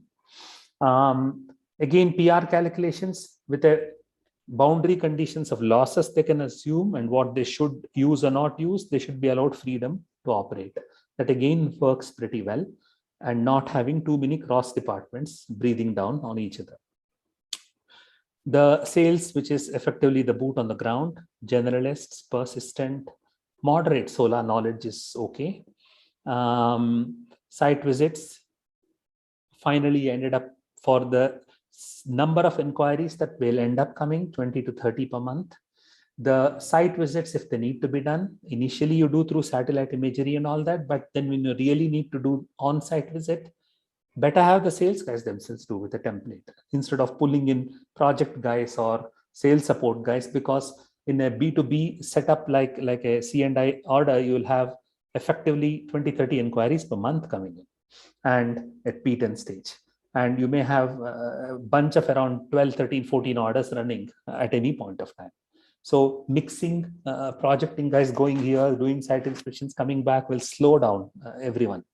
So ideally, if site guys can do site visits, collect the data, keep relationship with customer, and submits the proposals, follows up, does the paperwork, and collections. So this is one per state or two per state is ideally the best mix you can look at into the number of states of interest. The BD part of it, one or two guys can be there. That's it, not as many as this. So, and they can head the function effectively. Apart from doing the sales plan, apart from doing cost control in terms of the sales expenses, the marketing expenses, and having all of these guys under them, they will also have three specific things to do with customers. They should be present at deal openings, because it's good to have a sales guy and a BD guy. Two people can understand the need better, the pulse better, the influences better. So deal opening, the impression creating also, it will help. Then they can be there at a P50 stage. P50 stage is when it kind of moves out from technical to commercial. Around that time, they can be there. And at the last stage for closing the deal, there'll be problems always, 3-4 open-ended things. They can go there. We experimented by hiring a lot of senior sales guys and allowing the sales to do all of that and not having a BD at all. The salaries increase. So if you, on the other hand, hire a slightly junior sales guys, have these functions given, take off these three key functions and pass it off to BD and hire senior guys in BD, less in number, you can mix the sales expenses better that way. So that is the broad who does what within the sales organization. The go-to market, the customer acquisition side of it, and performance analysis is the next two slides I'll talk about. In the next 10 minutes, I'm through. So I'm almost at the end of my talk. The go-to market within the own organization, as we described in the previous slide, sales partners who work on success fee. The success fee can be linked to collections. If you, as and when you collect money, that proportion you pay. Publish the success fee, make standard agreements, don't allow sales guys to deviate away from it, and ideally don't go for retainerships because they're not so productive. So that's essentially the second channel on the which should work concurrently to this. We can also have metrics on the partners, how many we are hiring, how are they performing, measured every time. Installation partners is another theme. Smaller solar companies, which have very less people, 5, 6, 7, 8 guys, they are spread across the country. If you are slightly larger than them, then those smaller guys can bring the leads because they're closer to the market and they take a part of the project and they get a top up as a percentage commission, apart from the benchmarked cost for the subcontractor. So that can be one avatar. So 3 route to market minimum, your own teams, commission agencies, installation partners. Anything else that can come in is great. So the sales pipeline tracking, I have a slide on it next, but just the English part of it, look at the P10s coming in, very important. The P10s are the inquiries, the probability 10, the P10, the inquiry that comes at the initial stage. Look at those numbers over time. So it's very, very important to see that. So that's the first part of it. The second part of it is that the deals that move to P70 focus on it. So P10 you look at, P70 you look, in between reduce the focus, let the sales guys handle it. From the BD head perspective, at P70, jump in again, deep dive, because things will be stuck in P70 pretty badly at the finalization stages, and decisions have to be taken. The reason I'm bringing this up is because I'm assuming we are dealing with 20-30 inquiries a month, because that is what I ended up doing at some point of time. When you're dealing with 20-30 inquiries a month in various stages, then you should focus on few areas and not every area. Partner performances need to be monitored, sales expenses to be monitored, and essentially the stage gating. Another thing I discovered in the CRM, in a good CRM system that is ideally cloud-based CRM, because the guys on the field can update it on the mobile phone straight away. So it's better to have a CRM software cloud-based. The stages, the P10, P20, P30, P40, P50, whatever we keep, in the end, I ended up doing it based on actions we can see and judge, like commercial negotiations. When customer calls for commercial negotiation, move it to P70. When a PO actually comes in hand, call it P90. When advance comes, make it P100. When offer goes, make it P20, P30. When inquiry comes, make it P10. So like that, at each verb, finished action, if you do, then you'll have homogeneity within the sales team, and it's easier to track as well. I discovered that these partners are opportunistic. They are not dedicatedly working for you, for sure. They're working for anyone who comes to them. And they have other businesses. They're just doing this in the side, which means after a while, they lose interest. So partners have a limited life. They peak up and they burn out. And the job of a BD and a sales organization is to keep hunting new partners, keep removing old partners. All the time. It's very, very, very vital, to be frank. Sometimes they don't last more than 6 to 8 months. So that's the speed at which one need to start looking at new partners all the time in regions and areas. Training of the channels is another thing. The channels and the partners, both these partners have to be brought together, trained up, collaterals given to them so that they speak the same language and make similar commitments. And of course, fix a minimum time the sales guys have to spend in office. So we say they shouldn't be in office more than X hours in a month. So that way we force them to go to site and measure that objectively. Analysis of pipeline I ended up doing, which I thought it might help you guys. We used to take for a given month, let's say July, for the weeks.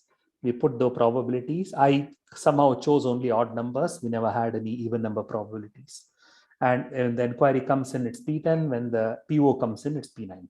P100 is when advance comes in, yeah, and in between stages. So these are the number of deals sitting in the CRM software as on that particular week, yeah, absolute numbers. What I mean is not new ones that have come in, all the historical backlog, everything put together in that week, this many is sitting inside. So the new ones are easy to do. 173 minus 152 is the new ones that has come in that week, likewise here. And some die in the middle. So hence you also have, not everything will move ahead. Yeah, you'll have reduction also happening here sometimes, or they mature. Once you do this, I also used to measure it with respect to the targets in a way, and also do the next thing, which is below here. This is the time, the number of days that it is sitting in the CRM software. If the P10 on an average, 152 deals are sitting for an average 32 days. 173 is sitting for an average 29 days. These are the number of days in these deals are sitting at an average in that stage. Then we used to take a sum product of these two, a weighted average of these two, so that it is called deal time. Deal time is deal multiplied by the time it is sitting in that stage, divided with the total deals in that week to the total time in that week, sum product. Then you get a pyramid like this, guys. What this tells you is that this particular organization, XYZ, has a huge number of 61% of its entire pipeline is sitting in P10 stage, unhealthy, because at P30 is only 14%. And that 14 to 10% continues here, which means it's a bad pipeline. The pipeline should ideally have a shape like this, yeah, like a pyramid going down. So this should be higher, this should be higher. We should figure out why it is not moving up and push that. For investing companies, for those who are in the investing side of the rooftop business, Another small trick I adopted at some point of time, and I wanted to share that, is no doubt all of us take the credit rating of your individual customers and then put the return expectations on the credit rating. If your off-taker is credit rating, then you change your expectation. We also experimented with another thing. If you see here, it's a fine print, I'm sorry, but you can probably make out. In this colored column row, there is a percentages. These are the discounts you give in these returns over and above the credit rating for certain types. So for example, if it is a company whose turnover is in a certain range, if the turnover is in a certain range, yeah, so you give a certain discount to it, a risk factor premium, I'm sorry, you penalize it, means you increase this. If your company's turnover is less than 250, then you add 1% more as a return expectation on a AA customer. If the company you're dealing with has a turnover which is higher, then you don't add any premium. Yeah.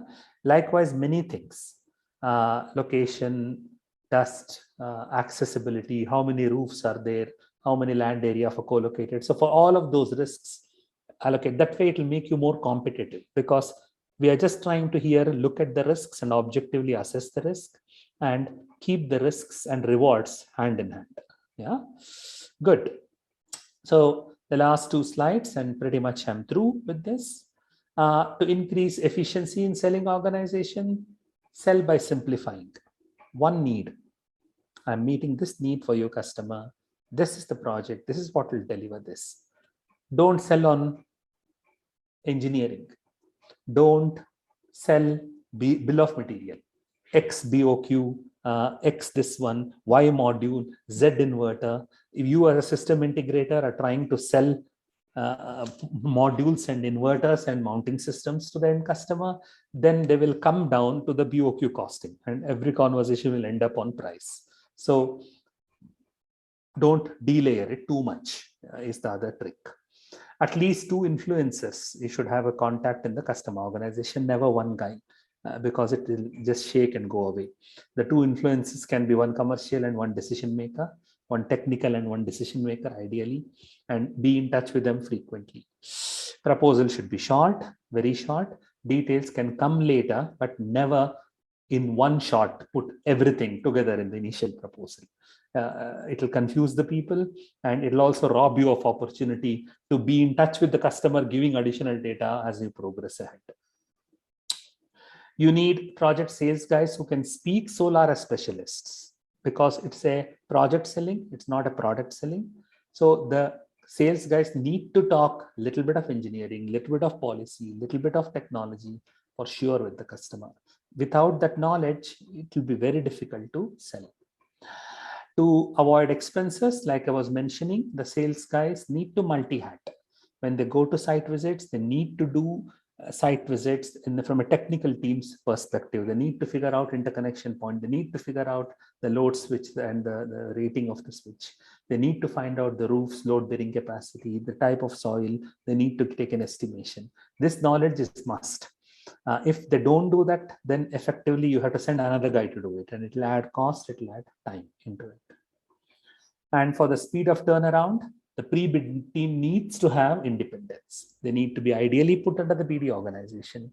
There can be a risk review. There can be a control on them, on the PR given through periodic weekly reviews of all the offers they have sent out separately with engineering or with projects, but not for each and every offer before sending. It runs through multiple desks in your company.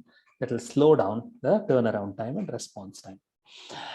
Once every few days, clean up the CRM. Deals that are stuck for more than 45 days, not going anywhere, remove them and put them into slow moving deals, another category. Thereby let the sales guy see that his or her pipeline is only very few leads, and they will panic. Then have a comfort of deals that are not moving anywhere underneath it. So in conclusion, repeat customer segment and market analysis. What I showed you right at the beginning, it changes with time. Please do that at least once a year. Twice a year is ideal. Do not play at the edge of abyss. Solar business is low margin business.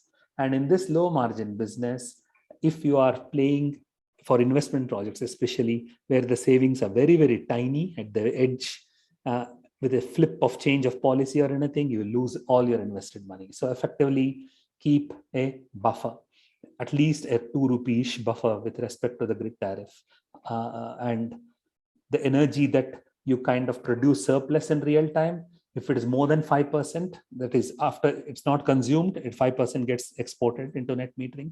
If it is more than that, be cautious, because when policy flips, you will have an issue there. Trade wars and protectionism is very real. As solar industry, I have seen it since 2002. I have seen it change. And in the last 2 years, solar industry has become mainstream. Is no longer a boutique novel thing. Yeah, it's mainstream. In mainstream industries, import duties come in, trade wars come in, barriers are set up like safeguard duties, etc. And in the midst of all of this, uncertainties increases, and that is real. So let's not wish it away that it will be here today, go away tomorrow, because that's not going to happen. We need to operate in that environment. Yeah, that is something which we have to remember. If a choice is there between higher gross margin to positive cash flow, my suggestion is focus on positive cash flow. Means try and get better payment terms and collect the money from customer. Don't get attracted by a higher GM with a bad payment term, because money on hand is worth more than a promise of money tomorrow. Yeah, unless you are a company which is based on valuation and selling it off to somebody, then you do the latter, not the former. Get high GMs, and if you don't collect money, it's still okay in a way. Yeah, prospecting is the key. I've tried it out for many months without prospecting, many years without having a prospecting team, and it doesn't work. In a B2B market, you need to have prospecting team who should prospect and open doors. Without that, the sales guys can't increase their productivity. Order repeatability is good, so let's focus on that. And for small orders, forget percentage GM. So if it's a 200 kilowatt project, you need minimally 15 lakh rupees cash margin. So change to cash margin instead of percentage margin for small orders. That way it will help keep interest on it. Percentage margins on tiny orders are very small in the actual cash number, and it disappears. The organization needs to be light, agile, and fast to respond. An analogy I keep giving to everyone who have interacted with me in the past is be like a speedboat, not a container ship. Don't put too many people inside. Don't make your organization very big, because solar market changes fast. The last word I have is this, guys. We are in a low-tech business, strange as it may sound. And I've spent 18 years in this business, so I kind of am telling with clarity that technology is not sophisticated in solar. There are no barriers. Anyone with good application of mind and good organization can start a business in solar, and many do. Many of them do. So it will get commoditized. It's already started to get commoditized. It will increasingly get commoditized. We have to remember that. So we are not selling anything which has a technology uniqueness or a boutiqueness or a separation. Although we may like to call it, in reality, it is not. And the customer, once they are aware, will see it, they will understand it. In such cases, margins will be low. So the only way we can increase our cash flows as businesses is through efficiency increase, quality, customer relationship. These are the USPs. This is the only reason why somebody likes a company X versus a company Y versus a company Z. Customer relationship, quality, and efficiency, not on product segregation or others, which is a very crude entry level, and it will not stand the test of time as it moves up in the organization of the customer. That's pretty much what I had. And with that, I'm through. If there are any questions, do post it up. Else, it was fantastic speaking with all of you, and look forward to interacting subsequently. So over to you, Amit. Thank you so much, Professor Katasal, for presenting and sharing this session with such in-depth, and yet keeping the session so simple and attentive. I surely believe that we are all richer in knowledge, and we will use the tools shared for building and getting better business. I have a lot of questions, sir, but with the paucity of time, I will not be able to take them right away. Though I would like to share this thing that the attendees have been overwhelmed, and I have got requests whereby people are stating that can Mr. Santosh can take up each level, can take up each level for an hour every day for a week, so that his explanation and his vast experience helps us a lot every day. So no, they know these kind of rewards have come across. And we are overwhelmed with our attendees, listening so patiently, and for also thankful for you to presenting the presentation in such a nice manner, sir. Thanks a lot. It's a pleasure. Thanks for having me here. And everyone, thanks for listening. And we'll stay connected. Goodbye. So, sir, whatever questions are coming, I'll keep them posted to you so that they can be reverted. So thank you so much for your time. Pleasure. Thank you. Ladies and gentlemen, not taking much of your time further, our next presentation for the day is, our next session for the day is understanding new module technology and efficient procurement management. And the session is being presented by Mr. Syed Ahmed Hussain, who is a technical engineer with Evo Solar, which is part of Evolve Energy Group. So may I please request Mr. Syed to take the stage, please?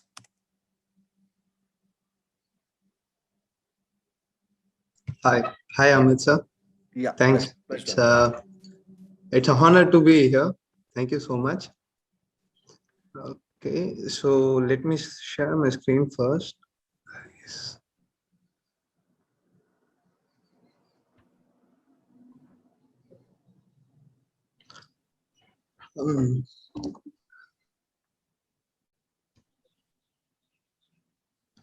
Yes, can you see my screen?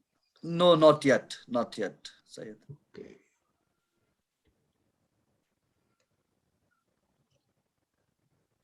Can you see it now? Yes, we can see it now. Yeah. Hi everyone. So it's a hi everyone. So good morning. So myself, Syed Ahmed Hussain. I'm a technical engineer from Evo Solar, part of Evolve Energy Group.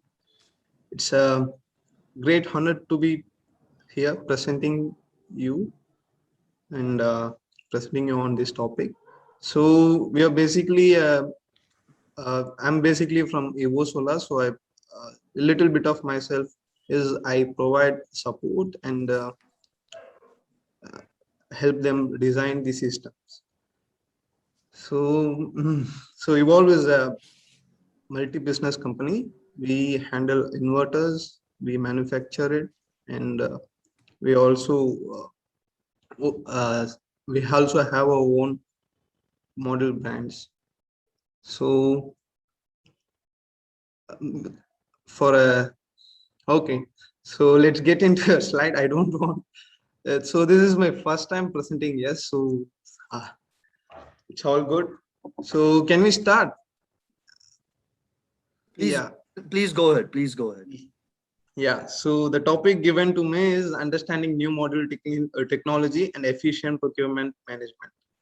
So you all know that it's the models have been evolving through the years, and year by year it's in the traditional modules we had like 330 watt peak is the biggest, or newer models, higher generating models, but now we have models till 600 watts. So it's a huge development because we are from 250 watt peak to 600 watt peak now. So that's so what you guys are going to take away from this presentation is you will definitely have a brief understanding of new generation PV models and what you can expect from these new models, how it can benefit your project, how it can help you design the system, and how it can benefit you on cost of the project and BOM also. And the third is the factors to consider while designing a system with new generation PV models, because these new generation PV models are new to the market, and its voltage and operating voltage and operating current are far much higher than the traditional modules. So we will look into the factors that help us to design the system with this new generation PV models, and common mistake that MSME makes while selecting these components. So basically, if we are going for a solar, it should be planned for 25 years, and it's very important that we select this component of higher quality. And furthermore is the factors to consider when integrating new generation technology. Of course, so this is a new generation technology, so no one will have a good experience with these technologies. So we will have more certain obstacles to consider while designing the system also. We will also look into that.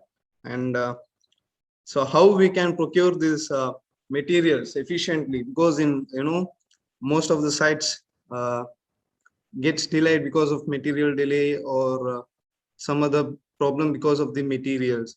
So how we can efficiently resolve that, we will also going to check that, and tips to prepare our team for frequent technological innovations, because I think solar is it's a developing field, and each month, each week, let's say, new generations are coming along the way.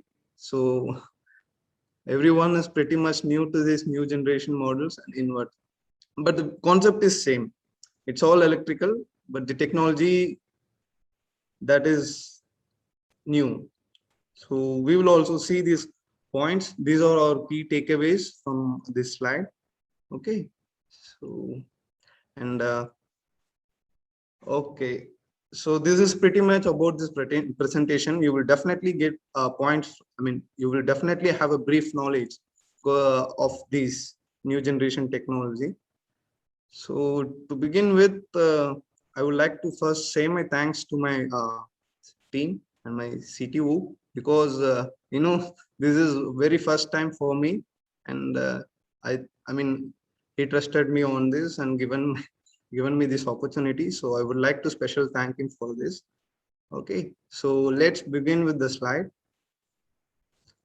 Okay, so traditionally the models when solar was on the market, 290 watt peak seemed to be the bigger module. So and right now in market the modules are coming around 600 watt, more than 700 watts. So you can see the generation difference, I mean development difference here, of course, because we have, it's a small step only, but in the after through each year, we are just making a small difference. But at over a decade or over 5 years, you can see from 290 watts we have achieved 600-700 watts now. So that's a huge development. And how we achieved this development, it's nothing big. It's very small changes only in the modules only. It's nothing. It's just the same solar cell, same technology. I mean, with small changes in the technologies that paved this to achieve higher generation models. First, because we with 330 watt peaks and 340 watt peaks, their first generation models were poly modules. Then came the mono PERC modules. Then the off-cut cells. Then now third cut cells. Then now they are using multi-bus bars. These are the small changes only that make the big difference in a model. The model size is going to be just same. Model size is just 2 × 1 meters. So it's just the same and same, it's nothing new to the field, but how they achieved this, how they can, with the same 2 × 1 meters, they have achieved till 600 watts. So that's a huge achievement, right? Because when if you take 2 years back, 400 watts seems to be the newer generation models. Just now a year after that, we got a 600 watt models. So how they have achieved that from 290 watt to 600 watt, the transition from 290 to 600. These are only the small changes they made that achieve this bigger difference.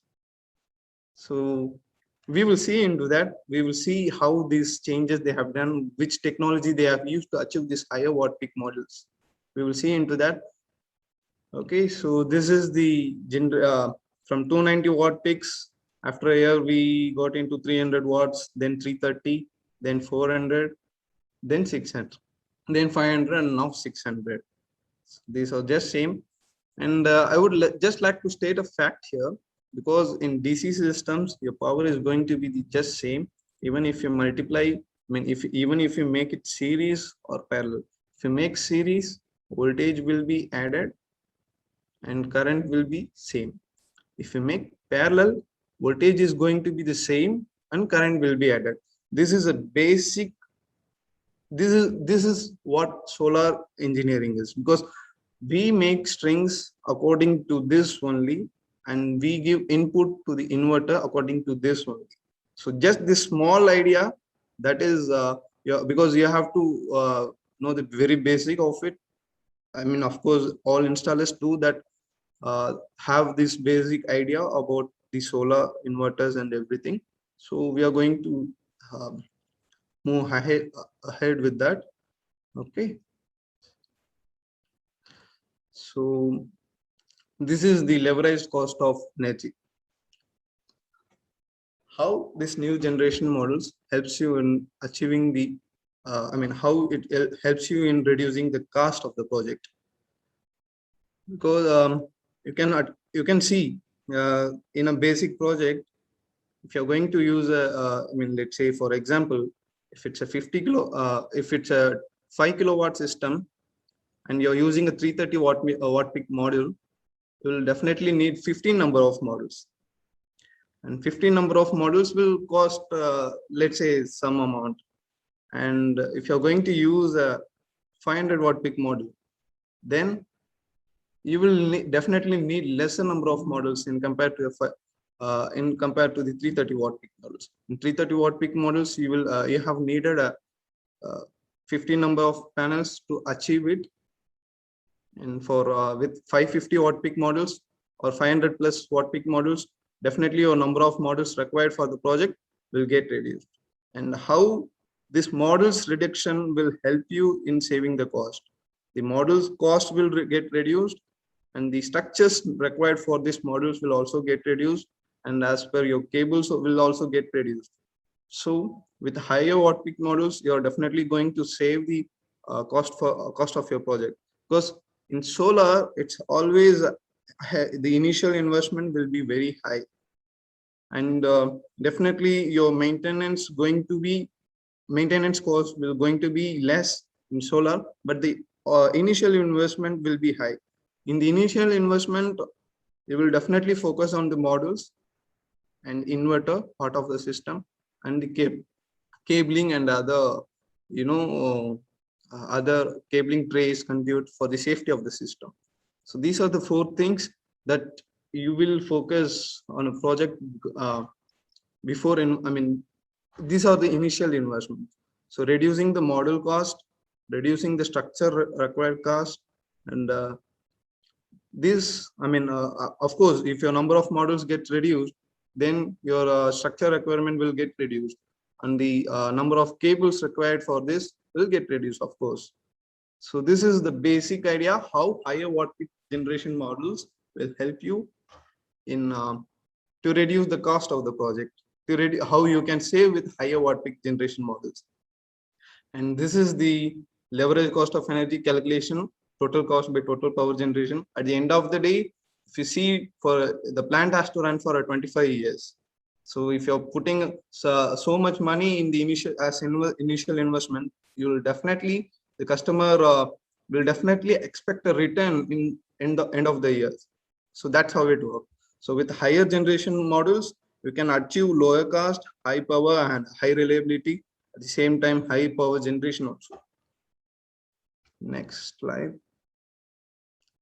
And so we are directly diving into the technology, because if you see the model, you will just notice I can guarantee you, you will not notice any changes if you see it physically, because the size of the model is going to be the same. The weight of the model is also going to be the same, because if you compare a 330 watt peak mono cell and a 500 watt peak mono cell, we're definitely not going to see any major changes with the physical characteristics of the model. But if you keenly look into the cell structure of the 330 watt peak model and a 500 watt peak model, you will definitely going to notice the cell size changes in the 330 watt peak and 500 watt. Because in a 330 watt peak model, in traditional models, they have used only 72 cells, and these cells are connected straight away from top to bottom, and then from bottom to top, like that they have connected. And in a 500 watt peak cell, if you look into it, you will definitely going to notice the cell changes and the gap between the cells, because with the same size 2x1 in 330 watt peak, they have achieved 72 cells, but in the 500 watt peak cells, they are now achieving 110 cells. More than that, they are achieving it. So that's a big difference. And how did they achieve this process? How did they achieve? How did they manage to get this much of cells into the same size of a panel? How? The cell size difference. We call it as a cell wafer. First, in traditional models, we have used 158 millimeter cells wafers, and this is for 330 watt peaks. Then we got to 166 mm. Then with 166 mm, these new generation models came, that is 365, 375. Then after a year, we used the 210 mm cells. With that, we achieved 400 watt cells.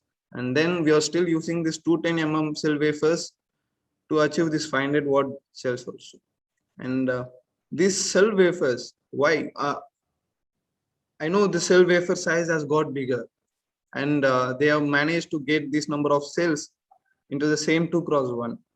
If you ask how, the spacing, if you look into the traditional 330 watt peak panel, the spacing between the cell will be at least more than 0.5 mm between the spacing of the cells.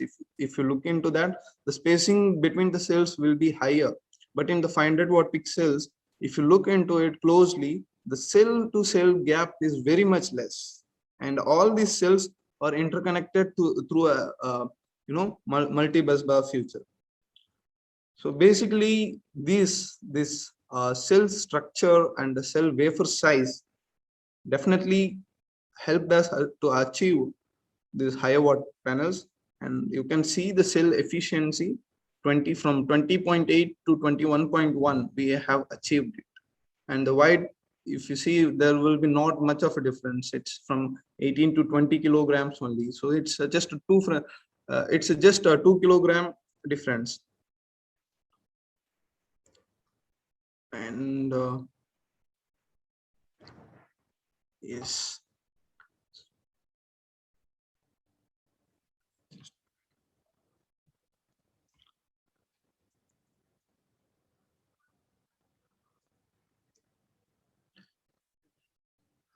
So these are the basic features that you can find out in a 500 watt pixel. Yeah, so pretty much the physical difference of the model is just same, and a little bit of size difference and weight difference, but it's just same model. It's it's just solar panel. But if you look into it deeply and you try to understand the technology they have developed, because repetitively, if you have to compare, 330 watt peak has the same size and shape, but their output power is 330 and their efficiency is 20 or 20% only. But with 500 watt peak, how we managed to get 110 cells? I mean, it's the same size of panels only, but same the weight may have differed a slight bit. And how we managed to achieve that is because of these small changes we made in technologies. Always these small changes makes a great difference in our technology. Even if you try to change, if you try to make a small change in each year, that will lead to a big difference in coming years. So we have achieved from 156 cell to 210 cell wafer now. That's a huge difference. And what else you will find out in a new generation module is the number of multi bus bars they have used. Bus bars is it's a connector only. It's a connector only. They have because the cells are placed in a series manner inside a model, and they have to be interconnected using a connector, or I mean, if I have to say it's just a conductor only from cell to cell. So they have used a multi bus bar essentially because these cells, if you are going to place the cells nearby, then we will definitely going to require a managed multi-bus bar facility. And you can see with the new generation models, we have achieved for 210 third cut cells, we have used 10 bus bars. It's these are from Trina Solar. This is a Trina 550 watt peak for reference, and for with off cut cells, it's 12 bus bars. And why this multi-bus bar plays an important role? Because this multi-bus bars helps to achieve a 0.5 to 1% efficiency difference in each module. How this helps to achieve that much difference? So there is this, for example, if I have to say, if there's a tank on top of a building and the pressure, I mean, the water is going to flow from top to bottom. If the pressure is low, I mean, if the pressure is low, then the water that has to go from tank to the tap will get with the low pressure only. Why? Because the distance between this tank to tap will be high and the pressure will be low. This is for an example, because I'm going to compare it with a technical one. So same as this current. With traditional cell models, the cell gap between, cell distance between one cell to another is high. But in the newer generation models, the cell spacing is very less in compared to the traditional models. So the path required for the current to transmit from one cell to another cell is reduced now. So when the distance from, when the current path gets reduced, then there will be less resistance. So it will definitely going to, when there is less resistance, you will get more current to flow. If there is a high resistance, your current will not going to flow properly because there will be so much losses. And yes, so that's the reason. With the multi-bus bars, we can achieve the cell spacing with lesser cell spacing. That's with lesser cell spacing, that leads to a higher efficiency. With multi-bus bar, if you see in quad cut cells, the cells are split into 1/3 and they are placed in close nearby. And with a half cut cells, the cells we have, with the Trina panels, they have used 12 bus bars and they have placed with pretty much same cell spacing. And in traditional modules, the cutting technology they have used is laser cutting technology, which involves a higher temperature over the glass. But this new generation models involves a non-destructive cutting, which is a low temperature laser that is used to split the cell for cutting the cell. They have used this non-destructive cutting. With this non-destructive cutting, why this helps in achieving the model higher watt peak? This with non-destructive cutting technology, what happens is in traditional models we see they have used a higher temperature laser to cut the cell. With a high temperature and a high mechanical force applied on the cell, there is definitely going to some micro cracks to be present on the cells, and you will definitely going to lose some there will be some losses. But with a low temperature laser cutting technology and similar mechanical loading, the cell is cut into exact off cell. There is no that much of a difference between one cell to another. They are cutted in a uniform manner, and the cells are exactly exactly split into two off, and this reduces the loss that occurs in the module. And yes, and you can see these high density interconnection technology. This is what I was telling you, because in the traditional modules, the cell gap between one cell to another one is higher than 0.5 mm. But with the new upcoming modules, the cell space reduced to 0.5 only. That is 0.5 means it's very small, that you will not even it's, if you deeply look into the model, then only you will notice this 0.5 mm distance, and these cells are interconnected using this multi-bus bar feature. So with multi-bus bar features, you have reduced the current transmission path, so uniform resistance is made over all the cells, so you can achieve a higher power with the lower losses.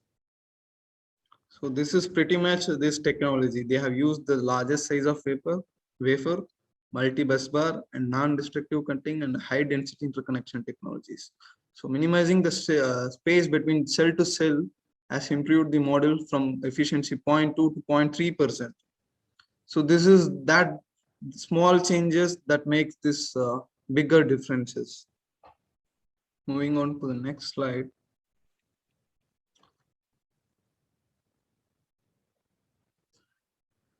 So same pretty much 210 mm wafer and non-destructive cutting and 12 bus bars and high density spacing.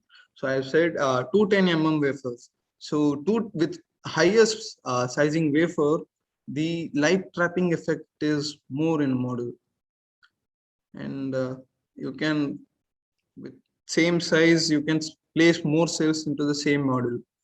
And 12 bus bars, so how they place these 12 bus bars is 5 cross 11 layout, like that, because in the top 5 there will be 6 bus bars interconnecting the cells, and in the lower half of the model 6 bus bars will be interconnected. And this is the high density interconnection. You can notice the cell difference between each cell to cell is 0.5 mm, so it's tough, difficult to see to a bare eyes. And so these are these technologies that have been employed in a higher generation watt peak models. So these are the physical changes that happened in the higher newer generation models that helped us in a higher watt. Just a minute.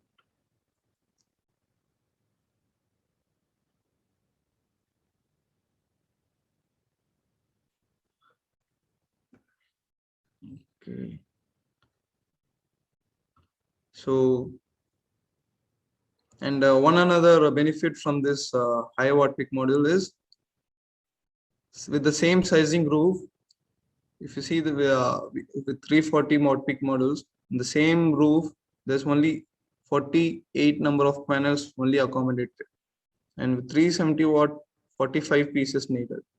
I mean, 45 pieces needed, but your output power is 16.65. But with the same roof, we have used a 405 watt peak, for example, and you can see with 45 pieces, we have used 18 kilowatt. We have output power of 18 kilowatt. So this is the difference that I'm speaking of. So with the same sizing roof, we have achieved from 16 kilowatt to 18 kilowatt because of the higher watt peak models. If you have used a 500 watt peak model, definitely your output power is going to be high. And with the shrink sizing, I mean, if you're planning for a 16 kilowatt on the same roof, if you're going to plan for a 16 kilowatt on the same roof, then with 340 panel, 340 watt peak panel, you will definitely going to need a 48 number of modules. And with 370 watt peak module, you will definitely going to require 45 pieces. But if you're going to, let's say, if you're going to use a 500 watt peak model or 550 watt peak model, the maximum number of models will require for you to achieve a 16 kilowatt will be 30 models only. So from 45 pieces to 30 models, that's the difference I'm speaking, because the number of models reduced from 45 pieces to 30 pieces. This will definitely going to help in the reduction of cost and materials. And with the 30 models, we are going absolutely, we are going to take two strings, that is one string of 15 models and another string of 15 models. And because of that, the cabling required is also gets reduced. So, and as per the efficiency, if you have to speak with 340 watt peak models, over the years, the degradation of the model will be higher. But in the upcoming model, the degradation in the first year and the upcoming years is less in compared to the traditional model. So this helps in achieving a higher energy in a lifetime of 25 years. So presenting you these Trina Vertex bifacial and monofacial panels. This is a so in bifacial panels, you will have light transmission on both sides. So this will helps to trap the lights that are reflected from the panels. So you can with bifacial panels, definitely there is a high efficiency from 21. I mean, it's 21% high efficiency, and you can you will have a high power generation with these models. So this is what I was saying. If you see these 550 watt peak models, these are the cell arrangements. Let's say this is cell, it's a diode, but I'm because each diode is placed behind the cell. I mean, sorry, these are the cells.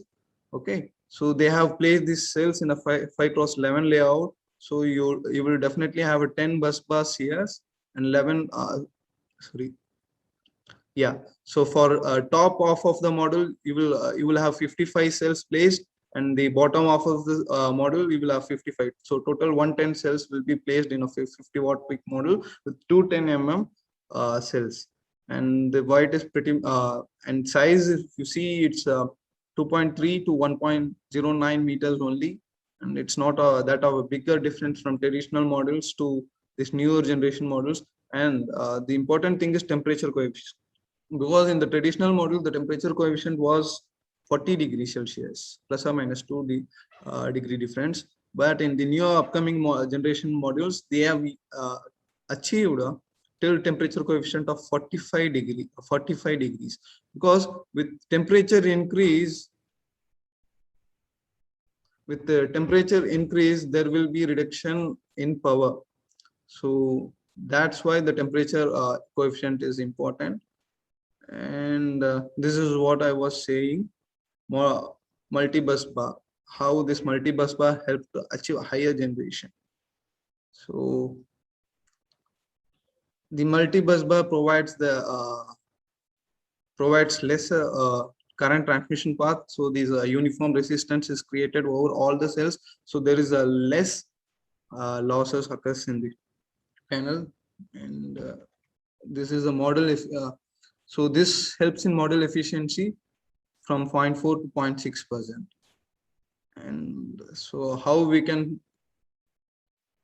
so moving on with the limited time, just a minute.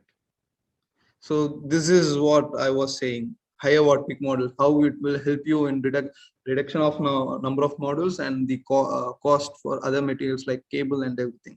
So with let's say if you're going to use a 550 watt peak model, okay, in for a, let's say for a single kilowatt, for in the traditional models you will definitely have required a 3 to 4 number of models for single kilowatt. But with upcoming models, new generation models, you will require only 1 or 2 models for a single, I mean 2 or 3 models only for a single kilowatt system.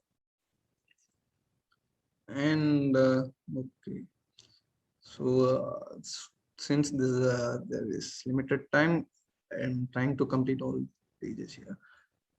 Okay, so this is for example your how you can use these higher watt peak models, how you are going to design these higher watt peak models with inverters, because models have been evaluated so fast, but the inverters are still under new development.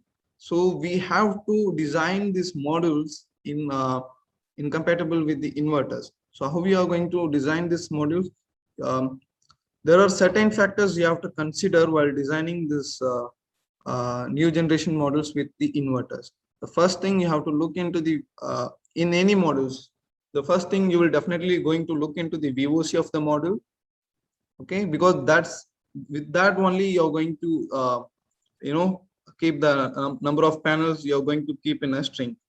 And the second thing you have to look into the well, when it comes to designing of new generation models, you have to take the short circuit current and the MPP current, because in newer generation models the VOC is less but the current is high, but the output power is going to be, I mean, if you multiply this 13, you will definitely going to get a 550 watts.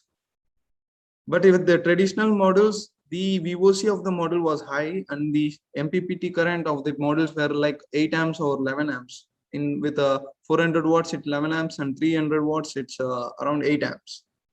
So these are the three main things you have to look into the newer generation models. And what you should look into the inverters is, right, let's say if I'm designing a 60 kilowatt system and I'm using a 550 watt peak panel, then I'm going to check how many panels I can accommodate in a single string. So for that, I will use this voltage, and so what maximum input voltage I can give into a single string of the inverter is 1000 volts. So I'm definitely going to divide this 1000 with the VOC, and that will give us the number of panels that can sit in a single string. So for, let's say I'm going to take a 26 number of panels in a single string. Okay, and that 26 number panels, will it be suitable with the, what we have to look is the maximum input MPPT current. That 26, if this is a single inverter with, this is a 50 kilowatt inverter and you will have a 3 MPPTs. So in each MPPT, the maximum input current will be 40 amps, 30 amps, and 30 amps in other MPPT. So you have to design the models, and you have to design the string as per this. So with 40 amps, if I'm going to give one single input, then the output, I mean, in single string, the output will be around, let's say 990 volt and 17 amps.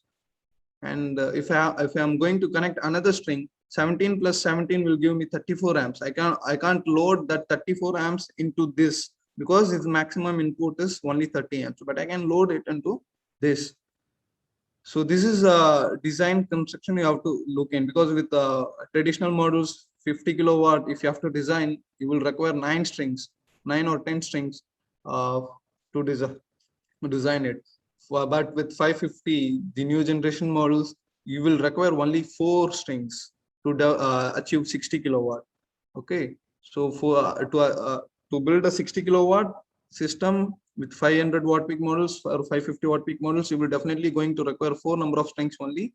With the 2 number of strings that will be going to connected here, because we can't connect 2 strings here, that will give us a higher current ratings. But still the inverter will be suitable with that, because the inverter is a smart device. It knows how to control the current and voltage from the panels. It's not like that you can't feed into it. It is compatible, but you will not achieve the higher generation that you're expecting through the years.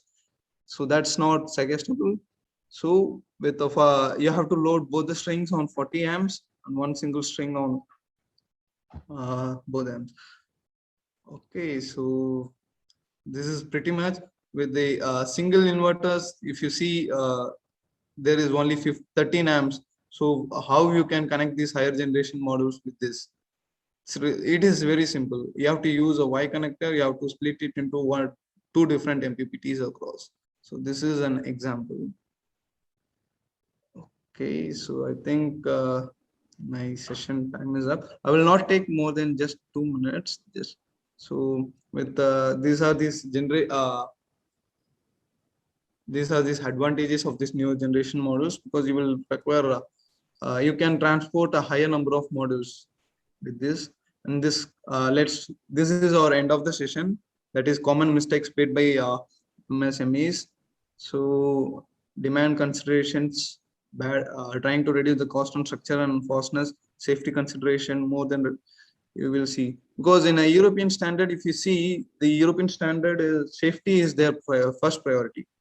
But in according to Indian mindset, I don't want to blame that, but to be honest, Indians will always consider on the cost.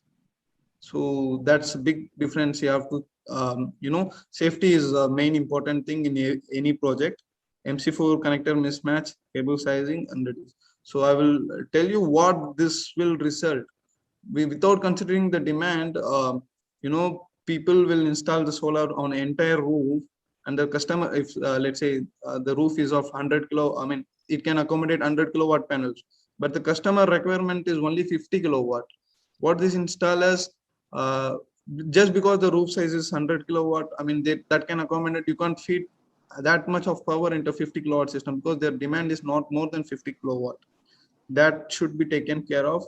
And so reducing the cost on structure and fastness. I will give you a live example. What will happen if that, structure and why the structure and fastness are very important. So this is an example from a real-time site. You can see the structure they have placed it, and they have used this fastener they have used is of lesser size.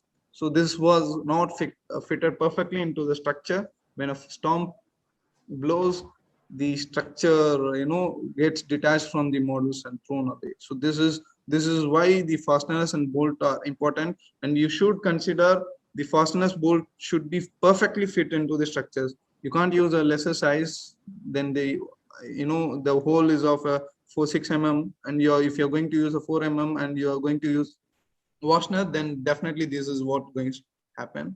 So end of the slide. So you can see, solar we plan is for 25 years. And if this is going to happen, so this will definitely going to break the customer fight and everything. So if you're planning for solar installation, you have to get the mindset 25 years and you have to plan accordingly, and you have to purchase quality. You should consider quality over anything. You should not compromise on quality, because quality is what helps you in achieving a 25-year plan. And that's it. Yeah. Thank you.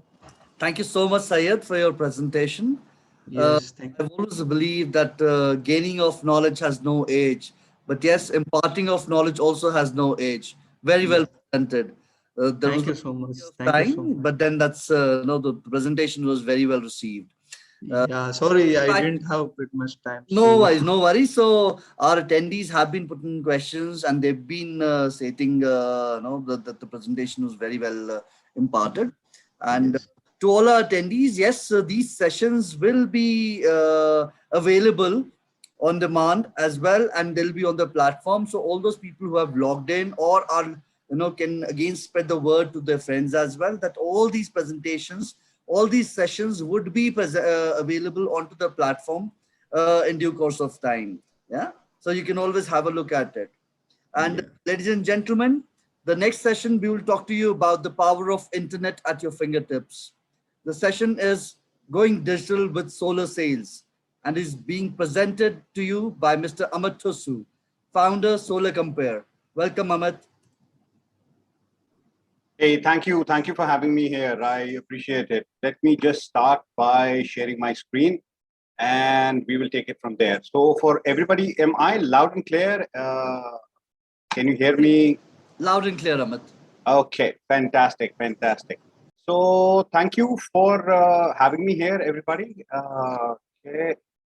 And this is me. Hi. Now, you see a poll section in your platform.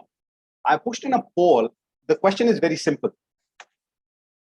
Can you scale up or grow your solar business without using digital platforms and services? Now, I would like you to take part in this and give me an answer. Let's see how many people think what. So for everybody who's attending, please go to the poll section and go ahead and submit your answers. Let's see what happens here. We will keep this open for somewhere around 40 seconds and take it from there. If you minimize your screen on the right-hand side, you will see polls, Q&A. Press the polls. There's a yes/no answer to this. Go ahead and please interact. And if you give answers, that gives me a lot of energy to kind of continue with all the zeal that I have. So looking forward to some answers over here.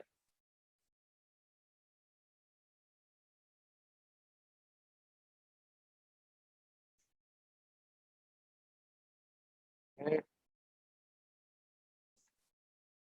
So we have a few people who have answered. Let me kind of refresh this. Okay. So 85% of the people say no, we cannot, and 15% definitely say yes. So yes, you are definitely entitled to your opinion on that. But looking at the world today, I don't think it is possible to grow your scale up your solar business without using the power of digital. So I'm going to talk about a little more on that during this presentation.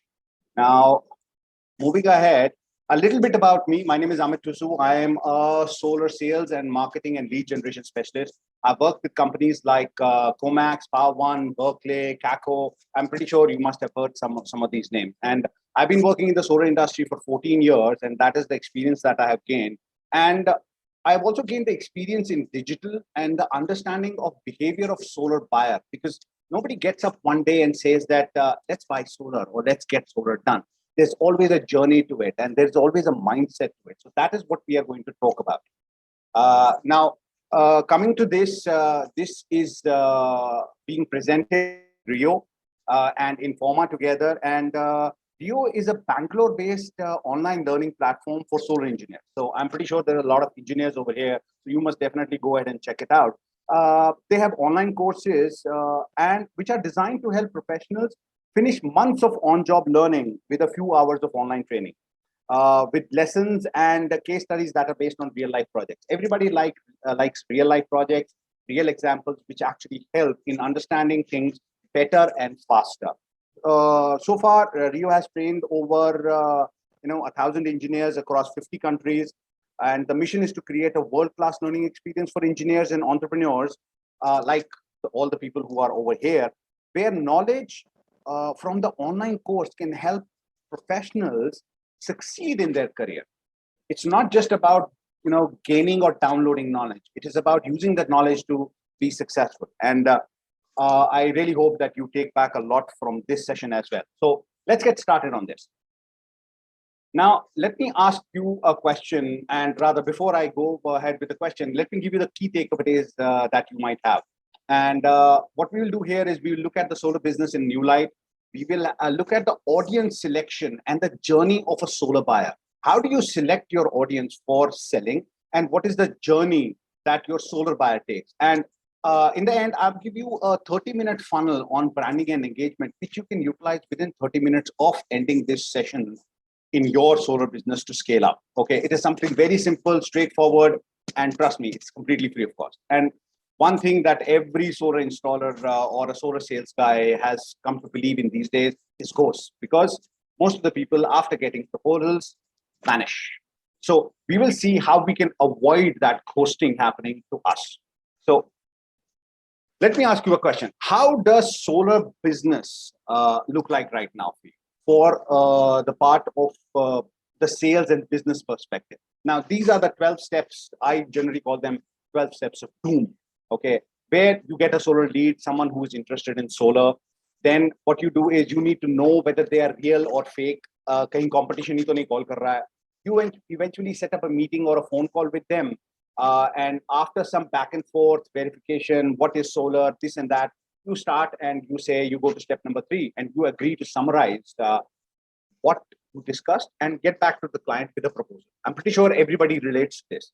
And you spend hours perfecting the proposal based on word templates. Now, in case of residential, word templates are made or some kind of template is made and the proposals are given fast, say about half an hour, 1 hour, 2 hours, or by the end of the day if something has come up in the morning. But when it comes to the CNI segment, you have to go ahead and design it, look at it. Sometimes it takes an hour, sometimes 2, sometimes 10, sometimes a week. So that's a lot of time that is put in order to go ahead and create a proposal, because you cannot just take a CNI customer for granted. Then you send the proposal. It's a very common thing to understand that after you make a proposal, you send a proposal, but I've kept it as a step. You send a proposal. The reason I am saying this is that when we make this proposal, we send this proposal, we confirm with the client, sir, aapko proposal mil gaya. SMS, WhatsApp, email, कभी-कभी तो पड़ोसी को भी phone करके पूछ लेते हैं कि भैया सर उनसे पूछ लो ना proposal मिला कि नहीं. Because we need to be sure that we have actually delivered what the customer asked for, and the solar buyers received your proposal, because we make sure that the customer responds, yes, I have received the proposal. WhatsApp pe bhi, email pe bhi, SMS pe bhi. Then the ghosting starts. You wonder why you have not heard back from your customer, and it's been a week, 10 days, 15 days that you've sent a proposal. So what happens then? Then the follow-up game starts. You follow up using WhatsApp, email, sir, aa jaun, SMS, and then the prospect deflects. I just need some time. I need to talk to my management. I know I will look at it. Yeah, this is the best month that you start getting in September or October. Let's look at it in the next financial year. Okay, suddenly that 6 months in one financial year, one statement is gone. And sometimes some crazy ones. And for this statement, I'm being 100% sarcastic. I need to talk to my dog, and people agree. Yes, sir. Tommy to aapke ghar ka sadasya hai. We definitely need to take opinion. The reason I'm saying this is we bend to every whim, every condition, every system, or every statement that a customer throws at us. Then what happens? Then we repeat the step number 8 and 9 a few times with additional benefit, discount, kacha pakka, blada blada, red, green, yellow, white, sab karke dete hain. But yahi ho raha hota hai. Then what happens is the whole thing fizzles out with tens of hours of being completely wasted, leading to nowhere. And then the best thing happens. We start all over again. Don't we? I'm pretty sure most of you agree to this, that we start all over again. Now, one point in here, this is a legitimate process. This is a standard process. This is a good process, but this is a process which is about 4 decades old. It is a process which was created by the sales gurus and is definitely visible in the sales books, which are about 4 decades old. Now, why in God's name are we still following this process? Why? Because nobody taught us better. So how many of you would like to get rid of this process, this cycle? There is another button across the poll section that says Q&A. If you can press that and tell me, yes, you want to get rid of it, I would really appreciate some feedback from the audience. Let's see how many people say yes to getting rid of this. Please go ahead. You might not be able to see the answer. I will definitely be able to see the answers. Okay. All you got to do is, if you want to get rid of this, in the Q&A section, type yes. If you don't want to get rid of this, in the Q&A section, type no. This is the process that I want to go. Okay. Let's see how many people type yes. Yeah, everybody. The chat box is kind of going crazy over here. Yes, yes, yes, yes, yes, yes, yes. Everybody feels that this is a redundant process. Fair enough. So let's get on to getting rid of it. Let me ask, let's ask ourselves a question. What is the most important aspect of marketing?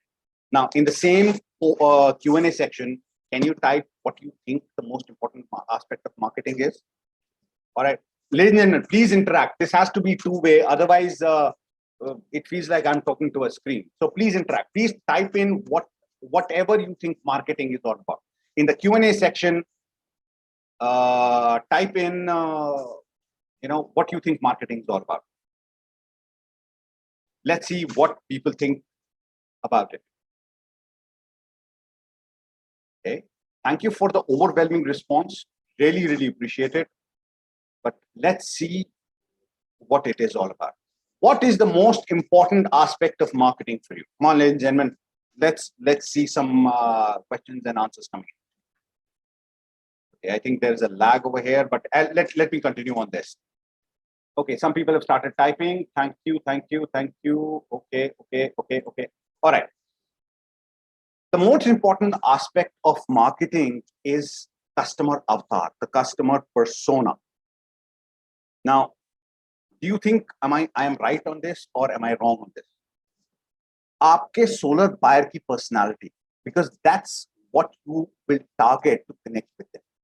Figuring out who your ideal customer is the primary, and 99% of us have completely forgotten about it in the race of trying to sell more. हम बेचने निकले हैं बिना सोचे कि बेचना किसको है. The person that you can sell to is at the center, rather the epicenter of your business. और हम उसी को भूल गए. And it's important to remember that way. Now, let me give you an example, a very simple and normal example on this. There are 100 people sitting in an auditorium who have agreed to buying solar. They have paid 30% in advance. And now what they're doing is, we're going to put 20 solar installers and put them in the room. Point number one, do you think you will be able to convert, even if you were alone in the room, all 100? The answer to that, let me give it to you, is 100% no. It is impossible for two reasons. Number one, you will not match your mindset to everybody. Number two, you will have other people competing with you. So isn't it better to know who your ideal customer is, and out of those 100, start approaching those people first rather than randomly picking a customer? That is why your customer persona is important. That is why your customer avatar is important. Anybody with a rooftop is not your customer. Anybody using electricity is not your customer. Every factory who has a bill worth 30,000 or 50,000 or 1 lakh more is not your customer. You need to be specific. You need to find your solar niche. Otherwise, we're just, as Mr. Santosh said in the first session, throwing darts here and there, अंधेरे में तीर चला रहे हैं और कोई ना कोई तो लग ही जाता है. It is not supposed to be done that way. Don't throw darts everywhere so that you can hit one target out of a million. Figure out your target audience and then hit them with laser precision. It is extremely important. Now, the question is, how do you go ahead and get this customer persona? How do you make this? Let me give you a shortcut method on that.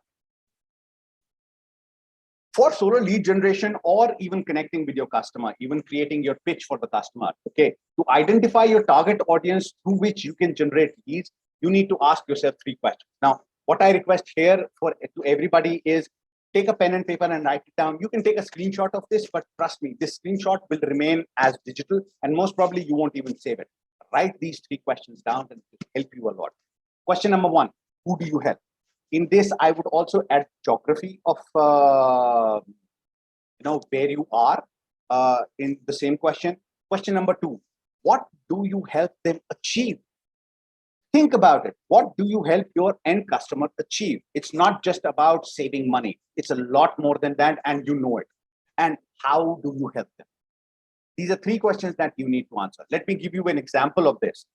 Combine these answers in a sequence and you have your customer profile. Make 1, make 10, make 100, make 1,000, make 10,000 customer profiles. Drive it down to the specific industry, specific pin code, or specific location that you can possibly do that. Drive it down to the language they speak and the mindset they have. Okay, you would have to work on this and it will help you out. For example, I help metal fabricators in Gujarat generate more revenue by taking them solar. Now, please understand, for the first part of it, who do you help and where they are located, your list would be as long as a mile. For what do you help them achieve, the list would be a little smaller. And how do you help them? It'll be about 5 or 6 points. Connect all. Don't think freehand that I don't help him, I help him. Or I don't help this kind of customer, I help that kind of customer. Write it down. And then at the end of it, select 2.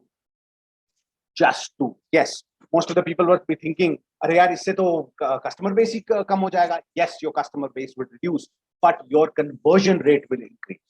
You're not going to go after customers. It is, itne sare customers ka achar daloge kya? That is one of my statements to my clients. You don't just use customers. That is being busy. You need to convert customers to be successful. So don't go after volume, go after conversion. Now, I hope everybody kind of figured that out and had a good time with this slide. Now, if you have taken a screenshot of this and if you have written, can you please type yes in the chat box? In the Q&A section. In the Q&A section. Please type yes.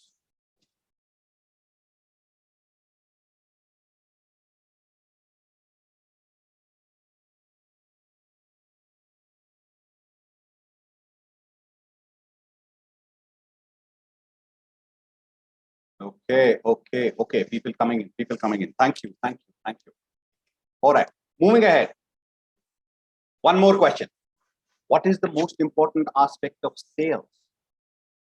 It's an important question. Sales है, धंधा है. जब धंधा होता है, तभी business आगे बढ़ता है. So what is the most important aspect of sales? All right. Let's move ahead onto this. You can, take a hand at typing something that you think is the most important aspect of sales in the chat box. So I'll wait for a few seconds over here, and you will see a lag over here. So please bear with me. Let's see how many people think what is sales? How important is sales? In the chat box, just put it in the chat box, in the Q&A section.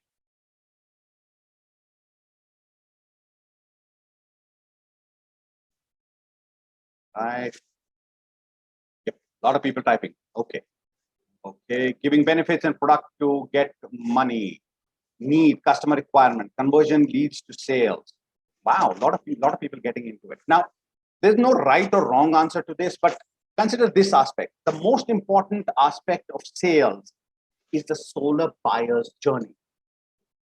It sounds weird, but your solar buyer does not get up one day in the morning and says, "Chalo yaar, aaj solar lagate hain. Aaj kuch nahi karne ko, aaj chutti hai, to solar laga lete hain." No, that does not happen. How many of you have had those kind of customers who say that solar in the morning and by evening they want to finalize the deal? Nobody has that kind of customer. So you have to look at solar buyer's journey, and the journey is of emotion. It is not of sales and getting the material and this and that. It is based on emotion. Okay, so we are going to talk about what the solar poster is all about. In step number 1, it starts with awareness. It starts with a question. Question is like, did Sharma ji get solar? Isn't solar too expensive? Too many power cuts or electricity bill is too high. These are concerns. Here, most of the time, solar is not part of it. It is just a concern. It's a problem. You buy something when you have a pain point, and for every pain point, there are multiple solutions. Here, this is the phase of awareness. The emotional level and the emotional awareness of people here is high. The level would be something around 7 over here. Okay, so this is something like destination 1, awareness. It's a problem phase. Customer excitement level is 7 out of 10. Second phase is evaluation. Now they get multiple proposals. They get multiple systems that they get from people. Why is the same quote which has 2 different prices? Why are these 2 quotations different? And what does this graph mean? So customer is going through that evaluation phase. So what is that that they are experiencing? An emotional level of level 3. There is doubt. There is question in their mind. Okay. From there, what happens is they go to contract. Now, suppose you have resolved all the issues in the evaluation segment. Now the contract is given. So emotional level is high. Nayi cheez khareedne acha lagta hai. It's nice to have something like that, and people give you the contract. After contracting, what happens? Here again, emotional levels go up. After contracting, what happens? You have to wait for some time. Permission chahiye, MNRE apply karna padta hai. You have to design. You have to get the material. The customer does not understand that. I have paid you 30% advance. Tum chor, tumne paisa le liya, tum kar nahi rahe ho. How many of you have felt that or heard that? I am one of the persons who have actually been called a thief because there was a delay, and then I had to explain to the customer that it takes time to design. It is not something that main mitti or panel la ke aapke chhat pe dal do aur kaam ho jata hai. So you have to explain it to the customer that there is time which goes in designing and taking permission. And after that, of course, it's installation. It is a lot of relief that the customer goes through. Okay, they feel good. Okay, the material starts coming in. Are bach ke yaar, mujhe to laga tha ki loot hi liya saalon ne. Okay, and then after installation, what happens? Solar system lag gaya, sab kuch ho gaya, everything is there, but what you can't switch it on. Now, this is extremely frustrating for the customer because they've paid everything, done everything, the system is installed. They can't switch it on. Why? Because the inspection is pending. So the frustration level goes really high. And then, of course, after the inspection happens, after whatever you do and everything happens, there is the powering up phase. This is the peak of excitement that you will face with the customer. The most important and the most lucrative section is powering up. And then, of course, the customer comes into a phase of measure. तुमने 5 kilowatt लगाया था, बोला था 20 unit आएगा, इसमें तो 19.5 ही आ रहा है. Okay, so you have to explain to that. How many of you faced that 19.5 wala segment? Pretty sure any installer would have faced that. Tum jhoot bol rahe the. You were lying about this. So these things happen. And then, of course, post that, it is advocacy. It is about the bragging rights that the customer has to have in order to brag about the fact that I have installed solar. It's a good thing that they've done, of course. So it is about advocacy. But it is in this advocacy, the problem is they forget you as an installer, because you need your testimonials, your references. That is something that is not on their mind. So you have to go through this customer journey step by step in order to explain these things to them, in order to get those references, in order to make sure that you have a LTV value for the customer. Aapne aaj install kar diya, you need to have a higher lifetime value for the customer, because 6 months down the line, 10 years down the line, 5 years down the line, or 1 year down the line, if they give you a referral which pans out, it increases the lifetime value of the customer that you have. And we actually don't work on it. But sorry, we do not work on it. Hi, Amit. Hi, Amit. Yeah. Can I interrupt you for a second? Wow. Could you go a little slower? Little slower. Okay. I'll do that. Great. My I know you've apologies. gone by the flow, so if you could just go a little slower. Okay. And since most of our attendees are with a different language, if we can avoid Hindi a little bit. Okay. I'll stick to English. My apologies, Thank- ladies and gentlemen. So sorry No. about it. So sorry about it. Please go slow. Thank you. Okay. So, talking about the last point, it is always about the customer journey. It is because sales is not just one transaction. Okay. It is a journey. You need to take your customer through that journey and be part of it. You need to reiterate this journey to every customer again and again and again and again. Why? Because then this journey is smoother. If they are pre-informed that there will be a delay in design, permitting, and inspection, the fight is less. The advocacy is more. So, how many of you think that this is a good idea? That in order to kind of complete your sales, you need to have a customer journey design and make sure that your customer is aware of this journey. It's important to make your customer aware of this journey. It's not just important to have this journey in your journal. It is important to have your customer know about this journey. And repeat it. Customers do not understand this journey well, because they are either too excited or too disrupted to listen to this. So if you repeat it, it works well. Now, one question to everybody. If you want referrals, what customer journey stage will you ask for a referral and why? Put it in the chat box. What customer journey stage would you ask for a referral and why? Why would you ask in that particular stage? So let's see how let's see how this works out. Let's see how many people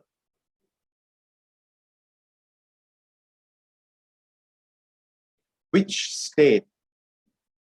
customer journey point would you ask for a referral? When would you ask a customer a referral and why?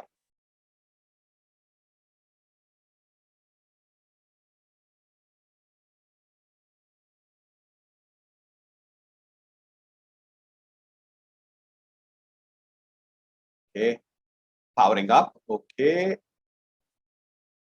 The page says powering up. Ladies and gentlemen, please interact. Okay. Some people saying powering up. Some people saying installation, after installation, contracting, design and permitting. No, not a design. Inspection, not all. Now, let me tell you the 2 points or 2 stages where you can ask for referral is installation and powering up. At installation, there is a euphoria of new. At powering up, it is a euphoria of, okay, we got it. Okay. At this time, if you ask a customer, something's very simple. Sir, how do you feel about it? I'm pretty sure every customer would be excited and tell you that it is an amazing experience and we're so happy about it. And instead of asking for a referral, ask them this. This is exactly why we are in this sort of business, because people like you make our day and you feel happy about it. Would you like to help somebody else feel happy as well? Now, here you're not asking for a referral. You're asking them to help somebody else. And it's an innate human desire to help. We are wired that way. Okay, whether we are good, bad, ugly, or awesome people, we are wired to help.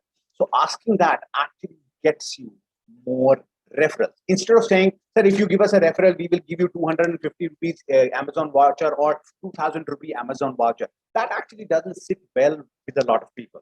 So ask as per the emotion, not as per the stage or your interaction with the customer. I hope that is something that everybody finds well. If you want to take, you can take a screenshot of this. I'll leave it up there. This is definitely something that comes in handy, and you can make your own journey out of it. Please understand, this journey is something which would be, made by you. These are some of the points. Your journey could be more complicated, more elaborate, smaller, bigger, longer, but because it depends on your market. So go ahead and use this. I'll leave this there. I'll shut down my video so that you can take a clear and clean and crisp screenshot of this. But anyway, you are going to get up this presentation in your email as well after, for all the people who have attended. So moving on to the next point over here. How many of you had a bulb on moment because of this? If yes, type BO in the chat. Same Q&A section, type BO. Okay. Now, question is, where is the money?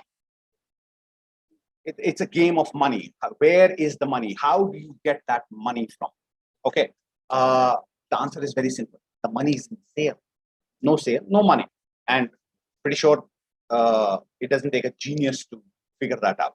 All right. So let's understand sales first. Let's talk about sales a little bit. Our first priority is to understand the essence of sales, which most of us have gotten wrong. Okay. Point number one, sales is not about persuading. Of course, persuasion is an element into sales, but sales is not about persuading. Sales is not about pitching. A pitch is just a presentation. They can get it online or in a video. Sales is not about lead generation. Lead generation is just the start. And honestly speaking, lead generation is the start, but it is the last step in your entire sales process that you will actually focus on. Yeah, it sounds a little weird, but lead generation is the first step, but is the last step that you actually focus on. Okay. Now, what is sales or what is selling all about then in that case? If it is not about persuading, pitching, or lead generation, what is selling all about? Selling is about building trust. That is the only thing that selling is all about. Trust is built when you, number one, inspire. You have to demonstrate to your customer or potential customer how your product has impacted others. Now, some people will say that, hey, I have not installed any. It's not about what you have installed. You can talk about solar, you can talk about wind, you can talk about batteries, you can talk about whatever product, how it has inspired, how it has actually impacted others. And there are tons of success stories, tons and tons of success stories about solar and everything out there. So use them. Okay, don't start, if you don't have one, don't let it stop you. The second part about it is care. Show that you genuinely want to alleviate the pain point. You want to resolve an issue over there. It is not about you,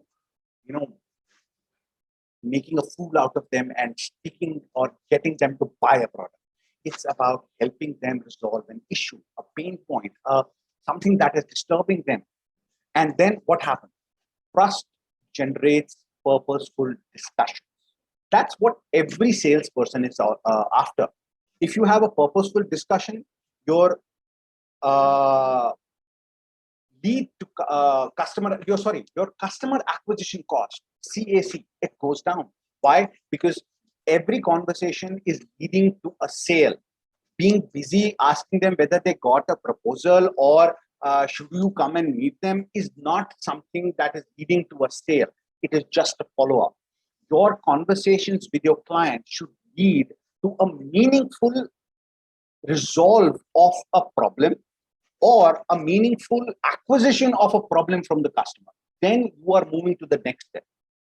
And of course, this gives you a higher lifetime value of the customer.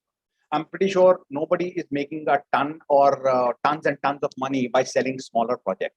You need to make sure that your customer who you've already acquired, spending money, time, effort, and being frustrated actually gives you more value. And how do you get that value? You get that value by making sure that you are connected with the customer, you've created value for that customer, and they give you referrals. And it's not necessary that the referral will come from somebody who you have installed solar for. No, that's not at all true. Somebody you've created value for, maybe they are not your customer, maybe they have not installed solar, but as soon as they hear the word solar, even their dreams, they should be thinking about it.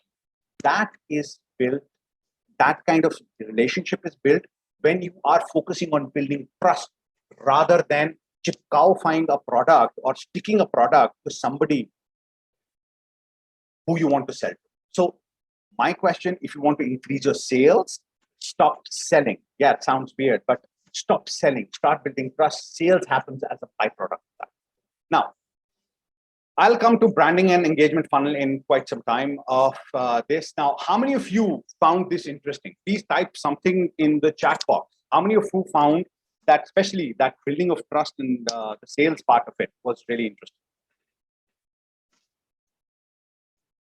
Okay, please type yes in the chat box.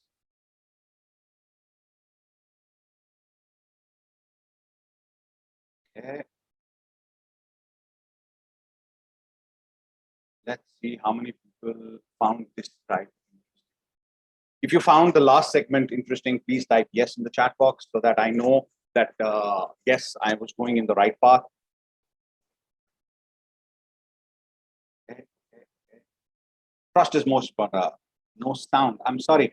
If you are there, am I loud? Because I got a comment that there is no sound. Amit, can you hear me? Yes, Amit, you're perfectly. Okay. All right. So no problems from my side, guys. Kind of reconnect your headphones or on and off, log out, log in. All right. Trust is most important. Yeah, of course, trust is most important. Now, let me go ahead and give you something that I promised. Two bonuses over here. It's a branding and an engagement funnel that you can do. It's extremely easy. I'll kind of share a different screen over here. What you need is three things of it. You need your client list, especially with the location. You need Google Maps access, and you need a mailing system and a social media system. So let me stop. Let me go to another, window and start sharing this. So if you want to do this with me, you can go ahead and do this with me. Open Google Maps on your PCs, not on your phones. Okay. So I'm going to stop share and I'm going to put in a new share here. Share screen. Share. Okay. So now you can see this is Google Maps, normal Google Maps, completely free of cost, nothing that you have to worry about. What you do is you open Google Maps, you go to Maps, M-A-P-S. From there, you go to Create Map. Bottom, you will see Create Map. I'm not very sure how many people know this, but Google Maps allows you to upload a list in Excel format and CSV format. Okay. You can have any number of aspects over there that you have. So you can select a file from your device. This is one of the webinars that I did. So I'm uploading that file. Now, the important part is you need to have city or location in there. If you are in a smaller place, add location. If you are in a city, add just city. So choose the column to position your placement markers. Now, what is the placement marker? Placement marker in my case would be city. Okay. And choose the column to title your marker. In my case, it will be name. All right. And I finish this. What happens here is I have a list of around 200, 300 people who attended my last workshop, and I'm uploading that to Google, and Google plots it for me. Here you go, ladies and gentlemen. This is plotting. Now imagine doing this with the proposals that you have sent. Imagine doing this for the projects that you have implemented. Imagine doing this for every week, every month, and sharing it as social proof on social media. Now, you can change these things. You can change a lot of things over here. You can change the color. I really like to use black color over here and home, because that is really, really visible for me. And you can change it based on however you want it. Then what you do is you go ahead and, you name the map. I'm making it registrants, A, B, C, D, E, F, something like you type in a description, you save it, okay? And then what you do is you set a default. Please make sure you set a default view. It's important. The reason is this. If you don't set this as default view, it will look very small and looks very shabby when you share it. So I'm setting this as default view, and I check preview. This is my map, ladies and gentlemen. This is a map wherein I can share this with a small statement. Thank you, everybody, who gave us the opportunity to tell them about solar. Okay, there's one thing here that you need to do. For the email and phone number part of it, add your own email, add your own phone number. This becomes a calling card. Don't add your customer's email ID and phone number. Their name and their location is more than enough. And you can also add how many kilowatts they asked for or how many kilowatts they installed. And there, press share. Share via Freeway. This map is not public. Change permissions. Okay, I had not changed the permission. Okay, all right. So this is what you do. You do share, enable link sharing, public, and close. So you go to the map and you press share via Facebook. That's all that you need to do. Okay, preview and share via Facebook. See, it opens in Facebook. Put in a topic over there, put in a chat, make a video or something like that, and then go ahead and share it. This is social proof. This is pure social proof of what you have done and how you are impacting the market. Share it from 1st to 5th of every month and send an email to everybody. Say thank you. Don't try to sell in this. Okay, so let me tell you what you need to write and how you can take it from there. Okay, so this is something that you can write. Step number 1, create a client prospect list, record the name, type, kilowatt, city, date installed, email, phone number. Email and phone number would be your own email and phone number. Okay. Then you upload the data on Google Maps and get the link. Showcase a new map every month, every week, if you have enough data every day for every sales guy every week. Okay. Share this over email and WhatsApp with clients and prospects. The best advantage of this is interactive. Somebody clicks on the map, they can click further. People want to see that. Sharing an image is not enough anymore. You need interaction with a small message. Thank you for the opportunity to let us install or advise you on solar. If you have any questions, please connect with us. It's as simple as that. Do you think that once you share it once, it will have an impact? No, it will not have an impact if you do it just once. You have to do it every week, every month, and if possible, every day. Okay, that will be kind of too much, but every week or every month is good. Now, one point over here. If you share this with text, it gives you a 10 times return. If you share it with video, you get 100 times return. If you share it with a video in a regional language, you get 1,000 times response on it. Depends on how big your audience is, how far you're reaching.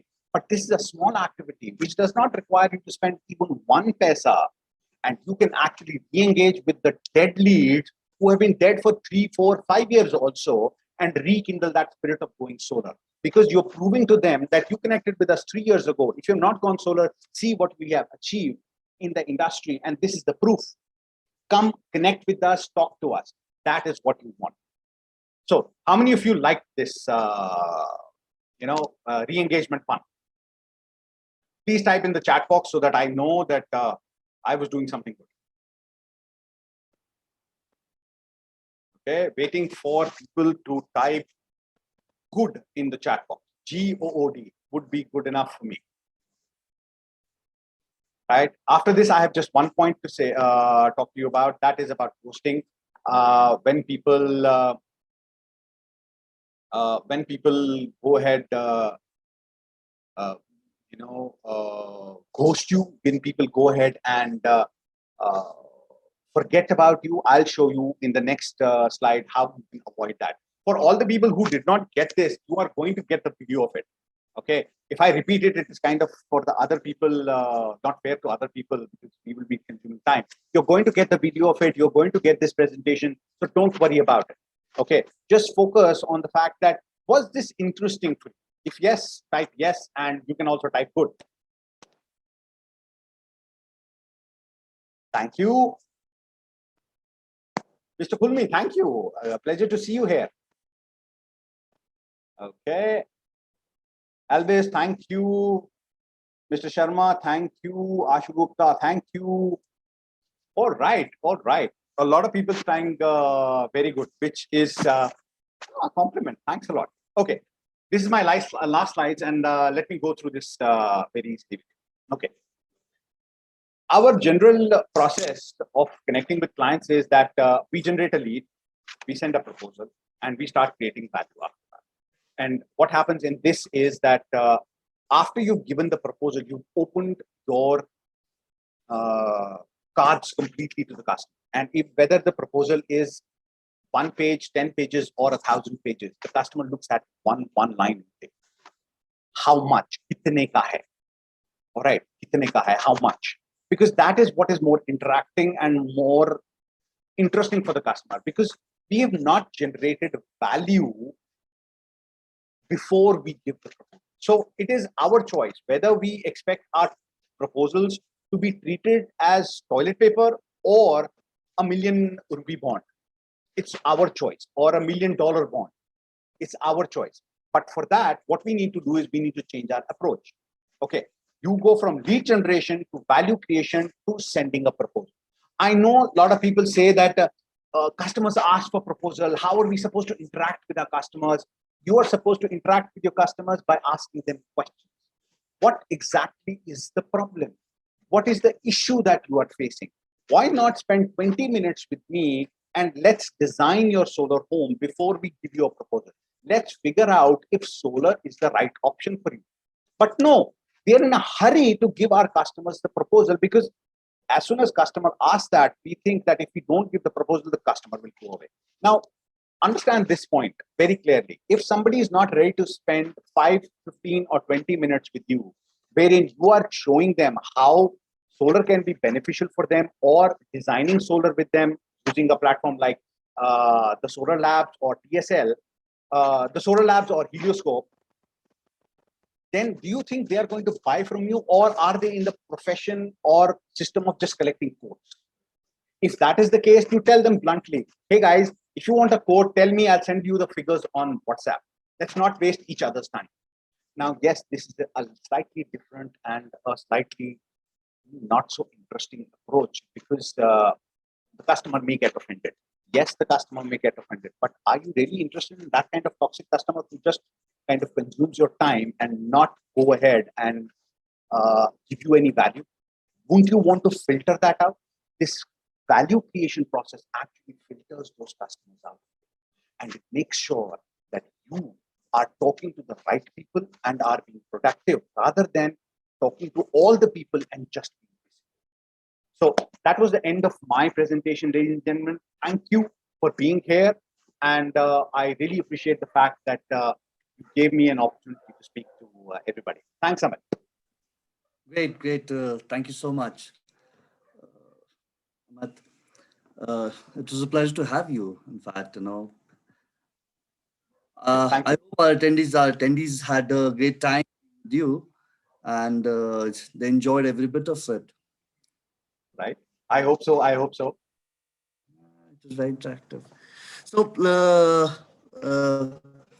one second, please. Just give me a second, please. Sure, sure. Please take your time. Please take your time. I have internet issue going on. Just all right, no problem.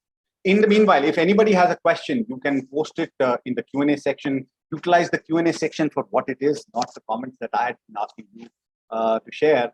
So you can ask me questions if there are any. I mean, do we have time for these questions? Yeah, but I think we would. Yeah, we can take few questions. All right. Questions, yes. All right. So let's see if there are any questions anybody wants to ask something. If the attendees would like to ask any questions, we are more than happy to answer them. We have Professor Matasu with us, and Professor, that is nice one. That's a good one. Yes, we are the professors right now. All right. Okay. So, to all the ladies and gentlemen who are watching us right now and being part of Professor's class, please put in your questions. Any queries what you have right now can be answered, on a session. We'll be also more than happy to take your questions for a little later as well. But as of now, since we are online, we'll be, you can share your questions and queries. So there's a question, Amit. There's a question by Mr. Mehul Chadbar. What do you mean by value creation and lead generation? What activities shall we do to create value? Value, when you create value, okay, it is all about making sure that you address a pain point for the customer or ask for the pain point of the customer. Value creation is not about selling or giving them a quotation. Lead generation, on the other hand, is trying to find out the right people who are interested and have the potential to buy your product. It's not about people being just interested. It is about people having the potential. Some people don't even know that they need the product. So you have to kind of figure that out. That is why I said, create your audience first. Everybody who has an Lexi bill of over 1,500 is a customer of mine, is the wrong money step. For lead generation, find your audience. For value generation or value creation, find the problem of the customer and try to give that solution. I hope that answers the question. Yeah, Amit, can you, you have the moderator's view also with you. There's a question from, there's a question, a couple of questions which are still popping up. There's a question from Mr. Shah. There is a delay in my, yes. Can you please share some best practices on enhancing digital brand image on social media? Okay, Shaman. Okay. One of the best practices that you can do to enhance your brand image is personal branding. Okay, I'll give you a template on this. If you can write it down, that will be great. Number one, make sure that you have a very good LinkedIn profile. Number two, start posting relevant information over there. Relevant information does not mean posting news. People are interested in your opinion rather than just the news and forwards. Okay, start interacting with people. Connect with 20 people per day. Send in that request to connect with the target audience that you want. If you want to connect with people where you can go ahead and install, so find the CEOs, directors, decision makers of industries and factories in your area on LinkedIn and go ahead and introduce yourself. Don't try to sell, hey, we are solar installers and we can help you save money. Okay, we try and see if you can relate to an issue that they are having and invite them for a conversation about that and connect with them. This is branding. This is a process that happens one trickle at a time. You cannot just put in money. Even if you pump in billions of euros into this, it will not give you branding. Branding is a step-by-step process. You need to solve problems step-by-step and in the proper sequence. So look at personal branding. Look at YouTube, search for LinkedIn personal branding. How do I do it? You will find a lot of videos on it. Go through that and that will help. And that is one best way to increase your brand value, the fastest way. Otherwise, pump in the money and it will take a lot of time, and it involves a lot of moolah to be punched in. And it is just branding on paid basis is not that effective. Okay. Little more on branding and engagement funnel. Okay. Let me check if I can answer that. Okay. A little more on branding and engagement funnel. It is something simple. Create an audience list that you have people you have connected with in the past, who have taken a proposal from you, or you have installed solar with them. Create an Excel file, upload it to Google, and share that map. The reason is that the map is interactive. People like to click things. People like to see that social proof.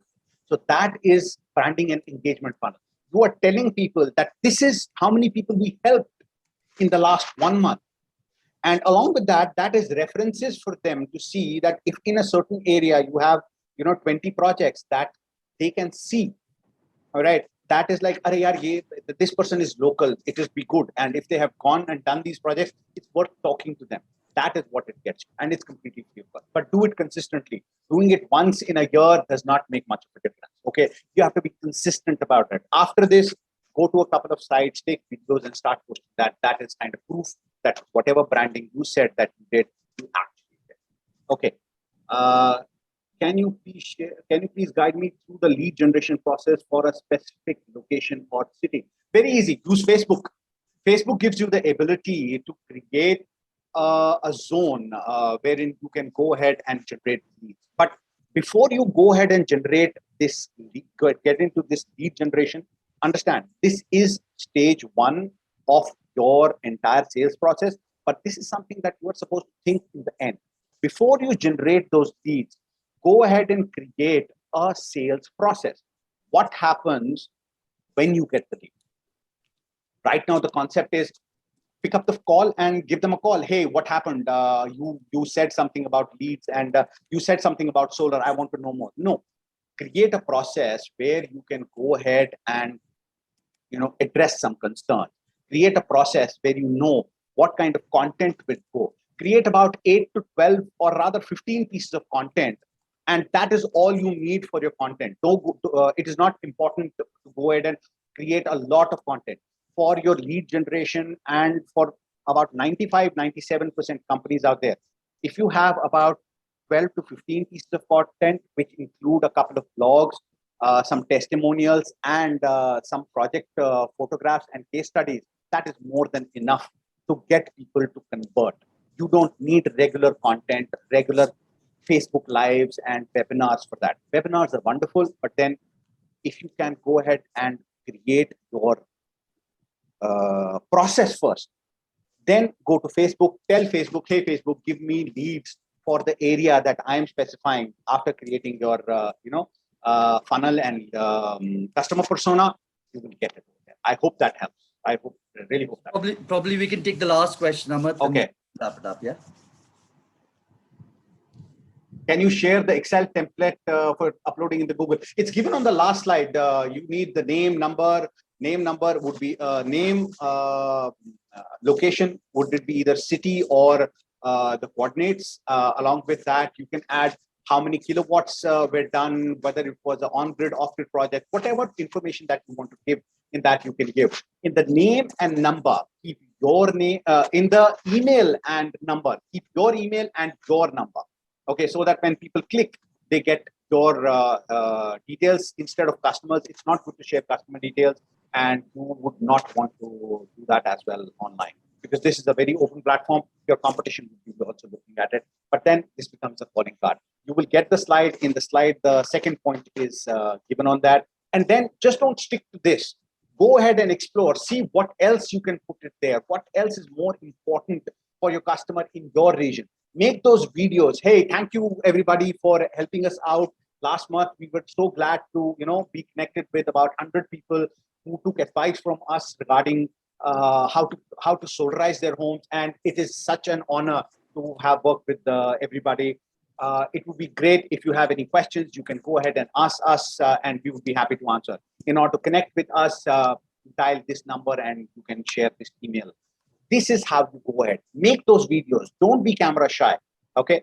I hope I'm pretty sure that answers the question. And thank you everybody for joining me. And Amit, over to you now.